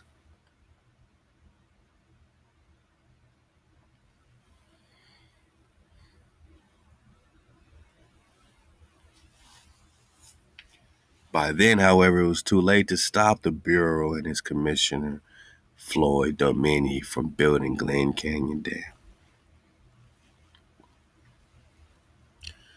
So they're telling you right to your face that they flooded numerous Native American archaeological sites with this Lake Powell situation. Numerous. But by then, it was too late to stop the damn dam from being built, right? Brower believed the river should remain free and would forever after consider the loss of Glen Canyon his life's ultimate disappointment. He lost Glen Canyon, which means he lost numerous Negro artifacts.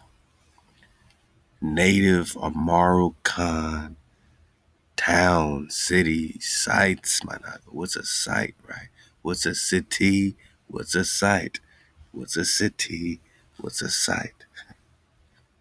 Glen Canyon Dam was built to solve the downstream delivery obligations of the upper basin states. Yeah, right, man.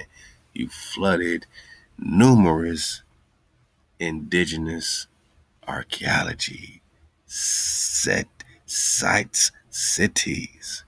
Did you see how big the Grand Canyon go? Oh boy.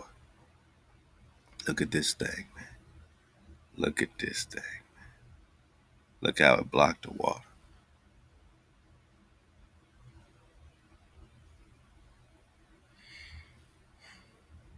Look at this damn dam, man. Look at this damn dam.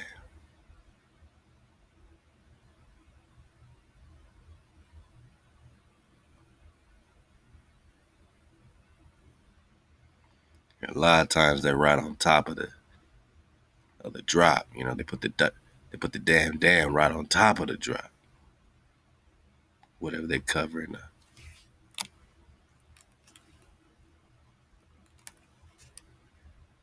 Just build a damn dam. Say it with me, Managa.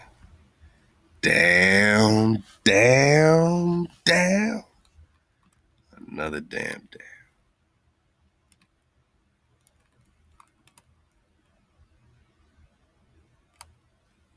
Look at this thing. Look at this stuff, man. Yeah. That's Lake Powell. What else you want to know? Lake Powell, Lake Mead got St. Thomas underneath it. Lake Powell got numerous.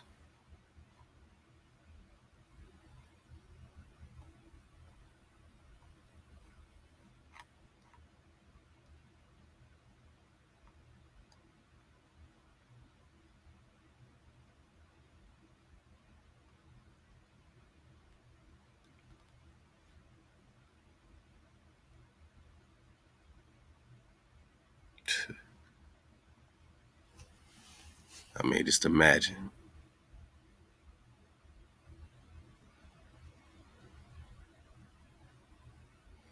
Imagine what's beneath all this water, all this redirected, all this Hoover Dam situation.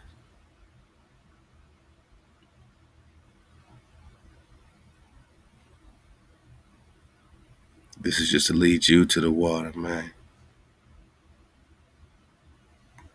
So when they tell you that your stuff, they don't know where your stuff is at.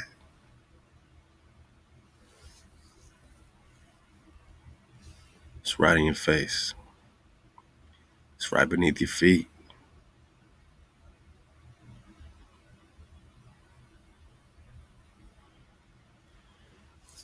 Black Canyon, huh?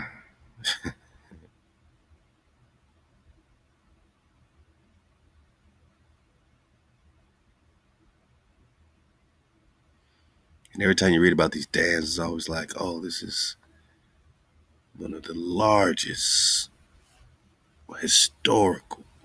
It's always a monumental thing because it's covering a monumental spot, a monumental checkpoint.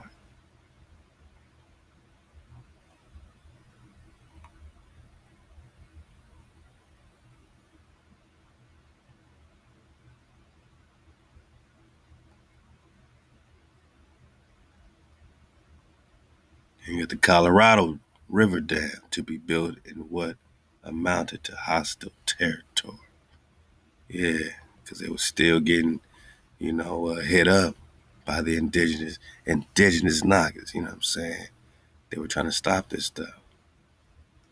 You know, that war continued. A lot of these folks trying to build these dams lost their lives, man.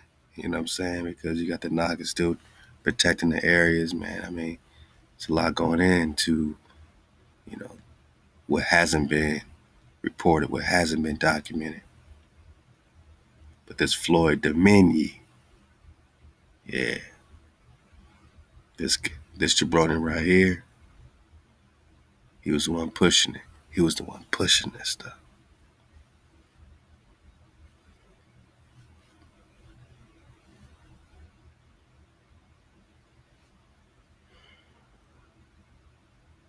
I'm just reading it with you. You know, we gotta do this together, my noggin. I'm glad you're here. You know what I mean? I'm glad you're here, man.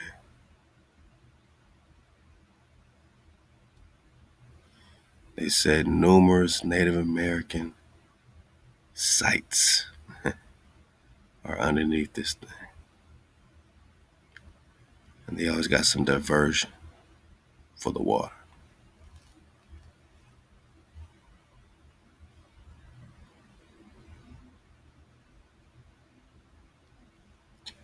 Dig on it.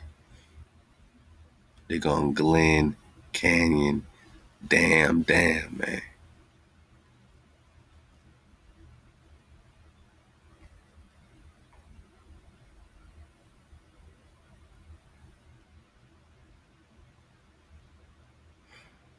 Oh, but by then it was too late. After numerous Native American archaeological sites are covered up, it's too late to stop the Bureau and its Commissioner Floyd Dominion, for building the Glen Canyon Dam.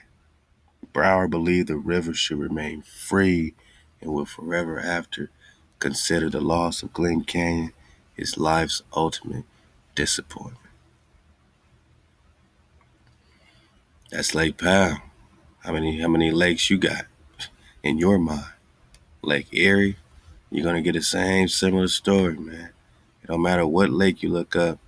If it's man-made, if it's a reservoir, just type, use the same thing and just put it in here. Come on, man. It's gonna take it to another flood around the same damn time.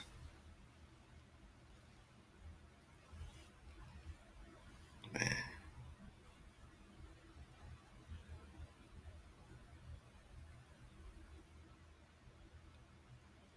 Oh, underwater towns. They just gonna hit you off with it, huh? Come on, man. Ghost towns of Ohio. You know they jamming up the Nagas in Ohio. Great flood of 1913. Hmm.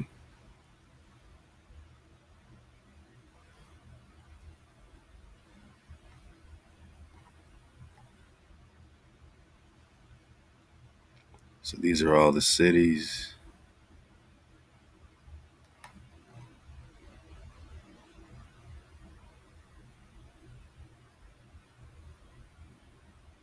Ohio also contains a large number of Atlantis-like underwater towns, bro. Come on, man. Come on, man. I can't make this up. Most of them became ghost towns due to flood control projects or these damn dams, right? In the 1900s, same years as all this other stuff, amidst concerns of another disaster such as the Great Flood in 1913, certain towns deemed to be more important or valuable to the state benefited from the construction of dams and reservoirs, while others were doomed to meet a human-made watery demise. I'm out of here, baby. I'm out of here, baby.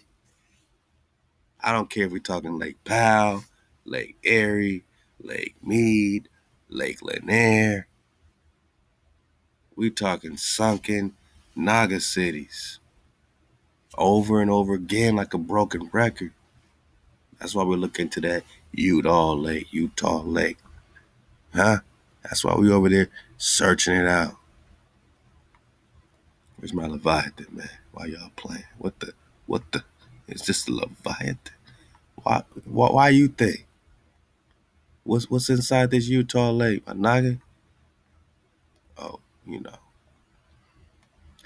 just stuff like this. Yeah. Yeah, it's just a boat. Oh yeah, it's just a boat. Just a boat. Nothing to see, hear, boss.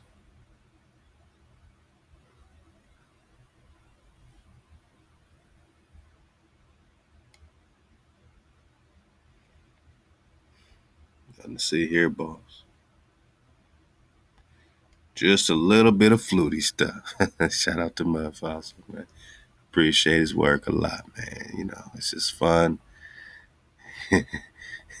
you know, it's fun digging on this fluty stuff, man. It's fun. It's a fun time in Flutyville, you know.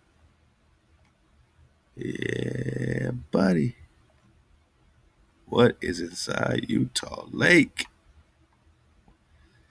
I don't know. Don't know. Ain't nothing to see here, boss. What they saying? Ohio contains a large number of Atlantis-like underwater towns. At the same damn time, right? As they're pushing us around here, we fighting them off here, and they're sinking our stuff like Atlantis. And this keeps coming up. Knockers keep saying, man, this almost seems like Atlantis, man. You know what I mean? Huh.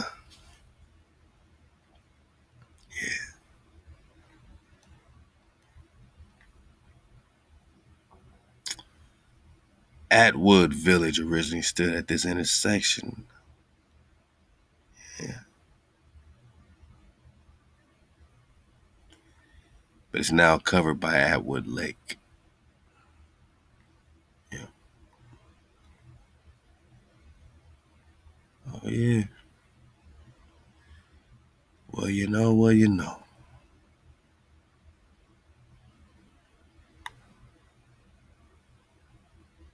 Just imagine.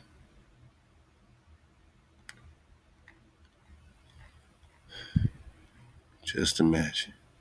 All you see is a little bit of foundations, man. Stairway to nowhere. Partially abandoned during the Caesar Creek Lake Flood Control Project. Small town. Not a lot of people. Don't worry about it. Nothing to see here, boss.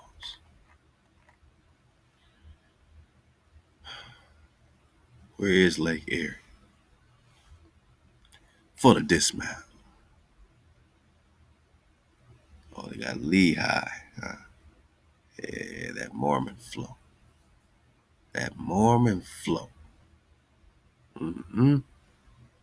Okay. Where's Lake Erie?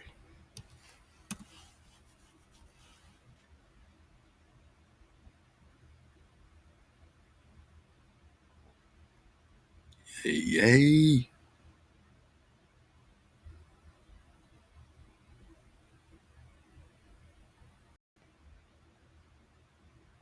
So you got Ohio. All right, so this connects to all that Lake Huron, Lake Michigan, Lake Superior up top. So it's one of the greats. Now where's Ohio? Because maybe we can belly flop into, some of these underwater lakes. I mean, underwater towns in the underwater lakes.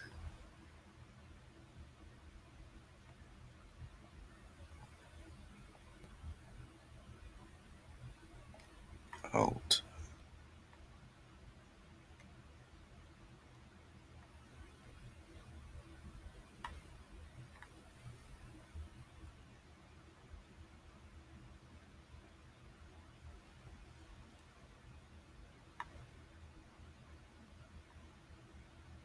Uh, uh, okay. Okay. Okay. You tell me, my noggin. You tell me.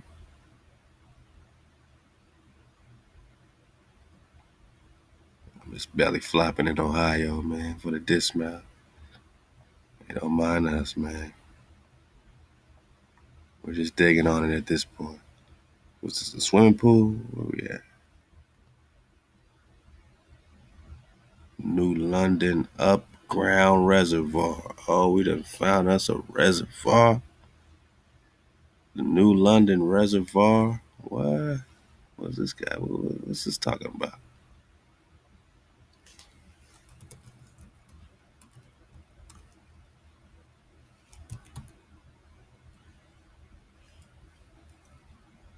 Yeah, Ohio. Uh-huh. Uh,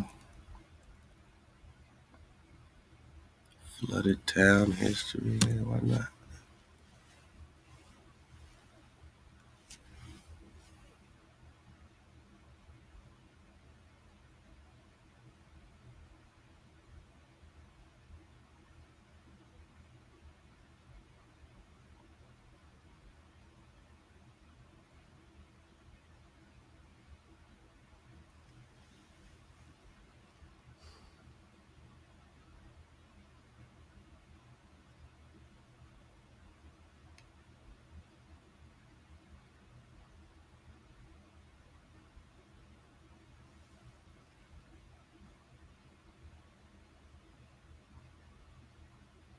Man,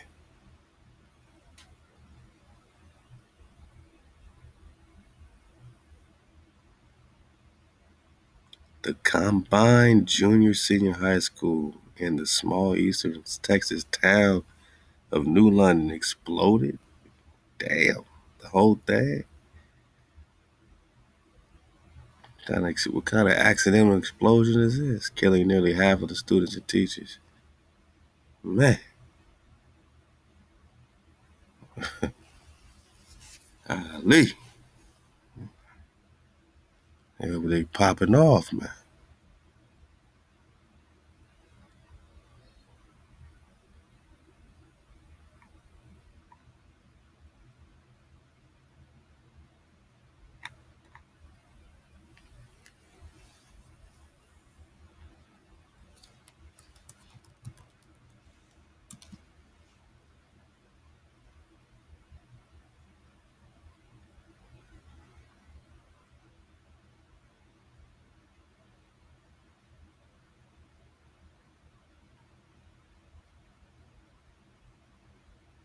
Yeah, this is one of those drops, man. You know what I mean? That you got to really dig for, to find out what they buried.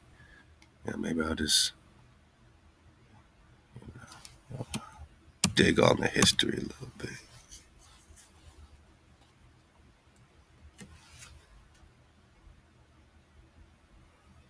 But they don't like to give no real history about this new London Reservoir, I see.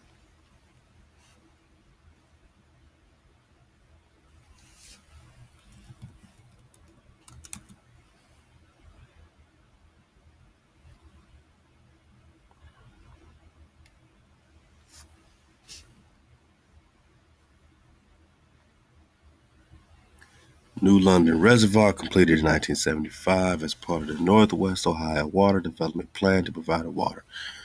They always say that water supply, water supply.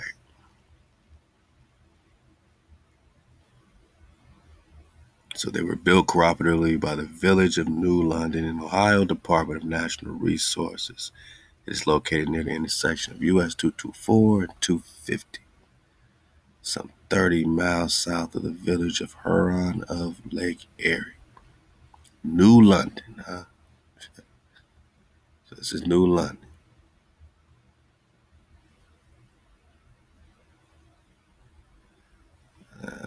I want to know what's under this reservoir, just like the reservoir in the Central Park. Was it got Seneca Village under there or York Hill? One of them, man. Rest in power to my Nagas. Buried entire Negro Naga cities. So what's buried underneath this reservoir? Huh? You know, you know there's a city underneath this reservoir. And we just stumbled on it. Yeah, they ain't gonna give us no more drop, but Naga, you already know.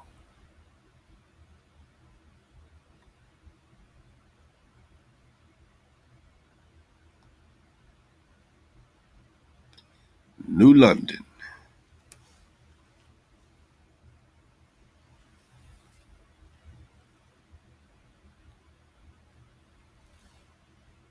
First permanent settlement at New London was made 1860. When's the Tecumseh War? 1812, right? So this is straight up hijack, right away type of hijack.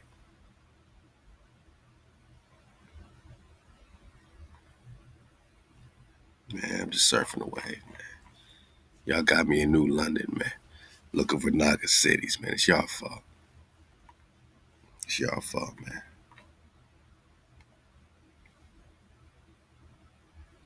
They don't want to drop that drop. Whoa, but the lake has 220 acres, so whatever it's covering up is at least 200 acres, man.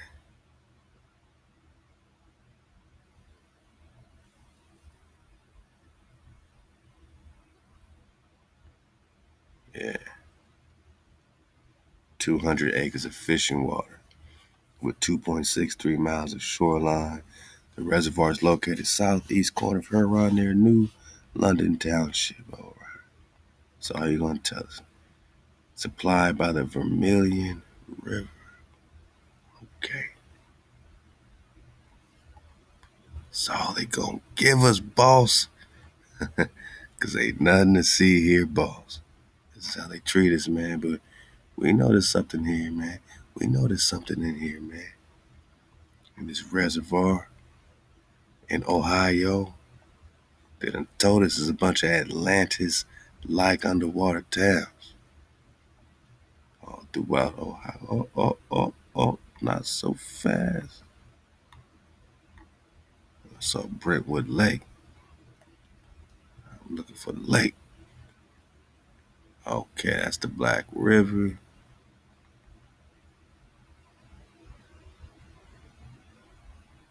What's a city called Brentwood Lake? Okay. You see that Black River though, snaking through, right? It's all the rivers. It's all the way.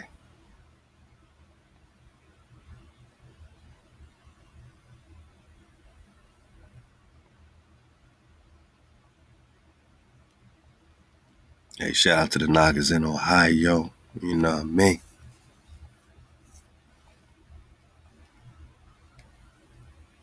I'm sure there's a lot to dig on underneath these lakes in Ohio. Hey, we're just digging on stuff, man. You know, once Nagas start digging on what's in these waters, oh, you know we making a victory lap. Hey, look out for Prester John. Installment 71. You know, it's about time to pop off, man. You know, we had a beautiful tribe up. Ahab to all my, contributors, 500 code-keeping Nagas, as you see. You know, we did it again. You know, we take it in right in stride, man. Everything's in stride at this point. Nothing's rushed. You know, we're formulated. You know, we're formatting. You know, we're continuing to be framed and shaped, man, every day. And, once we start building, we keep building, simple as that. We know we got a lot to build on. Our Nagas have not, given up the flow, given up the support.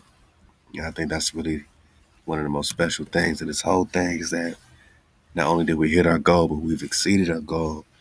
And my Nagas have continued to make sure that we exceed our goal for JoiWorld, man. And this feels so good, that you want it to be complete, that you see what we've done.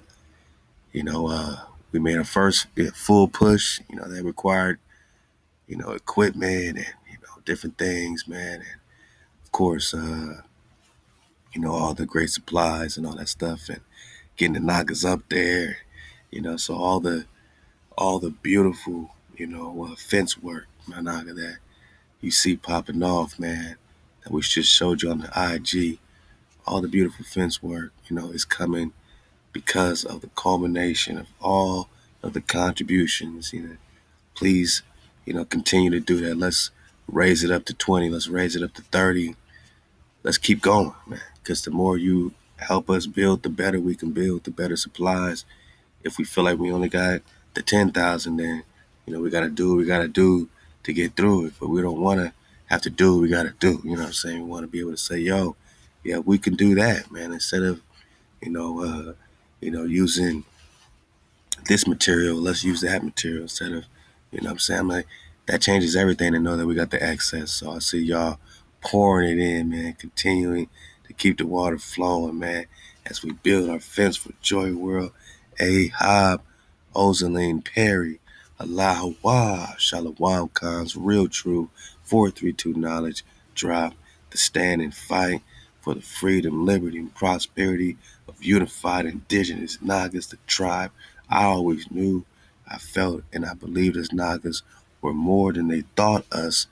They thought us, or that we are. My vibration connection associates with the frequency, code keepers, build joy and support, Nagaville, KTC, MHOE, HaWah, JoiWorld, popping off. Thank you. Hey, I had to get through it, you know what I mean? That's a lot of pop offness right there. Ozaline Perry. And that's all we ever ask is that the Nagas could put up a dub. If you could do more, hop. But $20, 500 code keeping families, that's 10,000 over and over again. And we ask for that again and again because we won't stop building. We won't stop the drop. Ahab, the Ak, Mikael, what it do, man, for JoiWorld. We appreciate you, Gary Stewart, Halal, HaWah, Ahab, Gary Stewart. I do it for MHOE, KTC, Blue, Purple, Red, White, Lenny, Gold, Thread, Halal, HaWah. Shout out Chauncey Brown, Eddie Rodriguez. This is a very important mission. Thank you for sharing the truth and helping us find who we really are. Ahab, Eddie Rodriguez, Jorge Negron says, for the water well, KTC. So the family say, hey, you got it for the fence. I'm already getting started for the water. And we appreciate you, my noggin, because we need to get our water flowing. And that water well is next up for sure. And ThaWaDa for your contribution. Eric Mays, man, a steady contributor. It's been a blessing to be able to get in it, enjoy the Shabbat, still support the tribe, make sure you hit the goal, still work on my part in Nagarville. Pics coming soon. Tried to send a video, but they said it was too long, so I'll get pics to you. And I only have one request. Give yourself a pat on the back and accept these flowers, man. And these flowers go to Nagarville. These flowers go to the 500 code keepers for your Baruch time and time again. Allow why we're building our wall of protection. You see it in real time. Click the link below and help us continue to be established. You know what I'm saying? What we build, my noggin, is establishment for our droplets, for our children, for our wives, for our sisters, you know what I mean? Our cousins, our friends, you know what I mean? Just one drop at a time, man, you know? One Nagarville at a time, one JoiWorld at a time. You know, with your contribution, the fences already started going up with the premium cedar wood, my noggin. And, you know, that's because of your contribution. You know, we believe and we know that our Nagas will get us all the way home. You know, it's the first shed going out on the land. You know, these sheds aren't cheap. This particular one is small but sturdy. You know, this goes for about $5,000. We've been able to rent this shed, you know, to help with costs, but it lets you know that these are continuing costs that we need help with for JoiWorld, man. You know, the family's doing their thizzle, man. Ahab Aqua Abiyah. You see her back there planning, strategizing. Aqua Charmaine, you know what I'm saying? Drove cross country. These Aqua Charmaine Abiyah drove cross country. Ak Hezekiah, Ak Ma, man, showing up the code keepers. Hey, shout out, man, to this bro right here, man. Hey, Coach, we call him Coach Clabe. And what they do, man, you know, getting the Nagas right, getting their hands right. Incredible boxing instructor, you know what I'm saying? Training the tribe up, man. And I mean, the bro went overtime, man. Got the droplets on deck, enjoying the beautiful sun rays.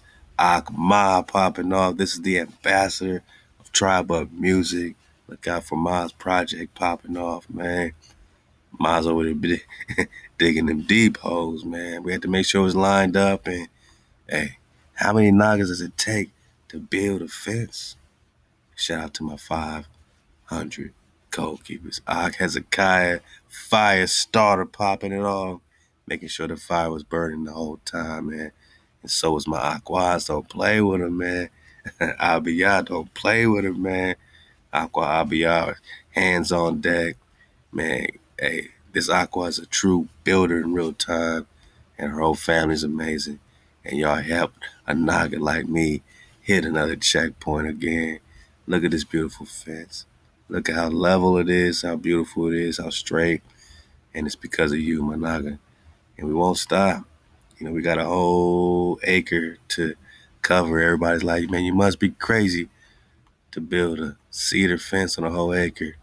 That's going to cost a whole lot, man. But we said, nah, we in Nagarville. And Ahab to our tribe, Ahab to our 500 code keepers. We did it again. We did it again. We did it again, man. For Nagarville, my Naga, for JoiWorld, man. for JoiWorld. You know what I mean? Feels good to build with you. Shout out to my bro Dizzle and J Law. And they was the ones that put the first line. Look, before we got this far, we needed to line things up. You know what I'm saying? Before the poles started lining up, before the water came out to help with the cement, my nigga. Before Ty Battle hopped on this machine to help dig the hole, before Aqua Charmaine said what it do in Nagarville, Dizzle 50 and Ak J Law, they lined it up for a knock. They made sure it was going in beautiful, symmetric, lines, They made sure it was all lined up. And this ain't easy, you know what I'm saying? So, hey, out to my Ox, J, Law, and Dizzle, Fitty, the big cons. They just had a con day, happy con day, popping off, man. And this is what we're talking about. We had to get this going before we can get any other pop-offness going. And yeah, Aqua Ty did hop on the machine and take the wheel. Shout out to the bro Hezekiah guiding the Aqua. You know what I mean? And look how beautiful that is. Coach in the background making sure it's all good. It's all happening. And we tribing up. We vibing up, man. Hey, this ain't no play. This is real spill.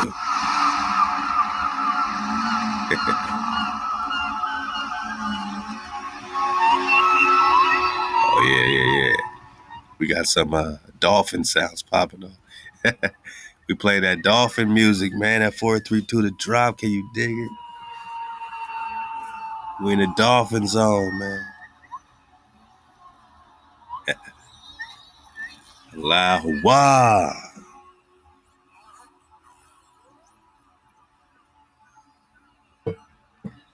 Hey, we did it again, though.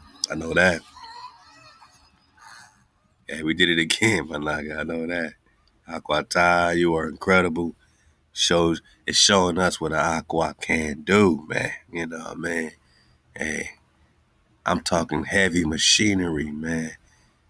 All this is popping off on our own land. All this is popping off on JoiWorld. And, right on the other side, you see all these beautiful sage bushes. All praise HaWah, we were just able to acquire another acre on that side. So we got a lot of work to do, clearing off the land on the other side and, getting another fence up. I mean, we're going to keep it going, keep it flowing, but one fence at a time, my naga. Allow HaWah, just imagine, how beautiful it looks when it's well lit at night and your fence is glimmering. Look at the beautiful night sky, man. My nagas was working 2 in the morning, 3 in the morning. The fire was still burning. Huh? Aqua Charmaine, huh? Hey, tell him, man. Tell him. My nagas was getting it in. Love the Chef Condi. Make sure nagas had a warm meal at the end of the night, man. And, what more can I say, man? What more can I say? It takes a tribe to feel the vibe. Hey, shout out to my shooter. We got 2 shooters, man. Shout out to Hezekiah, he's shooter. Hey, straight shooter. You know what I'm saying? Shout out to Five Eyes, man. I appreciate you, bro. So much great music coming out the hardbone of Five Eyes, man. And that bro sure know how to level a fence, man.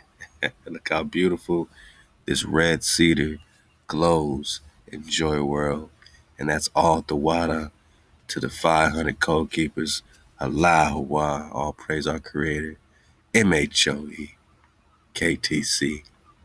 It takes that type of direction and protection to build a fence, you know.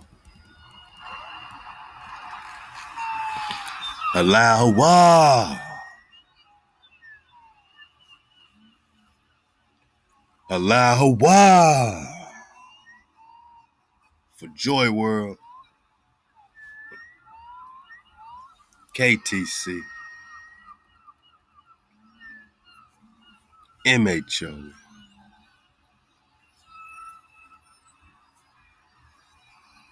Oh yeah, we dripping in that mem sauce. ThaWaDa my Nagas for believing in us, trusting in us, you know what I'm saying, and witnessing what HaWah can do and will do with 500 code keeping Nagas. Hey, keep the code, man.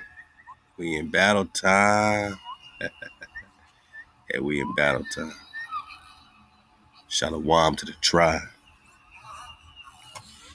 Keep searching for your things, and you gonna find your stuff, you know what I mean? And keep helping us build a wall of protection for JoiWorld.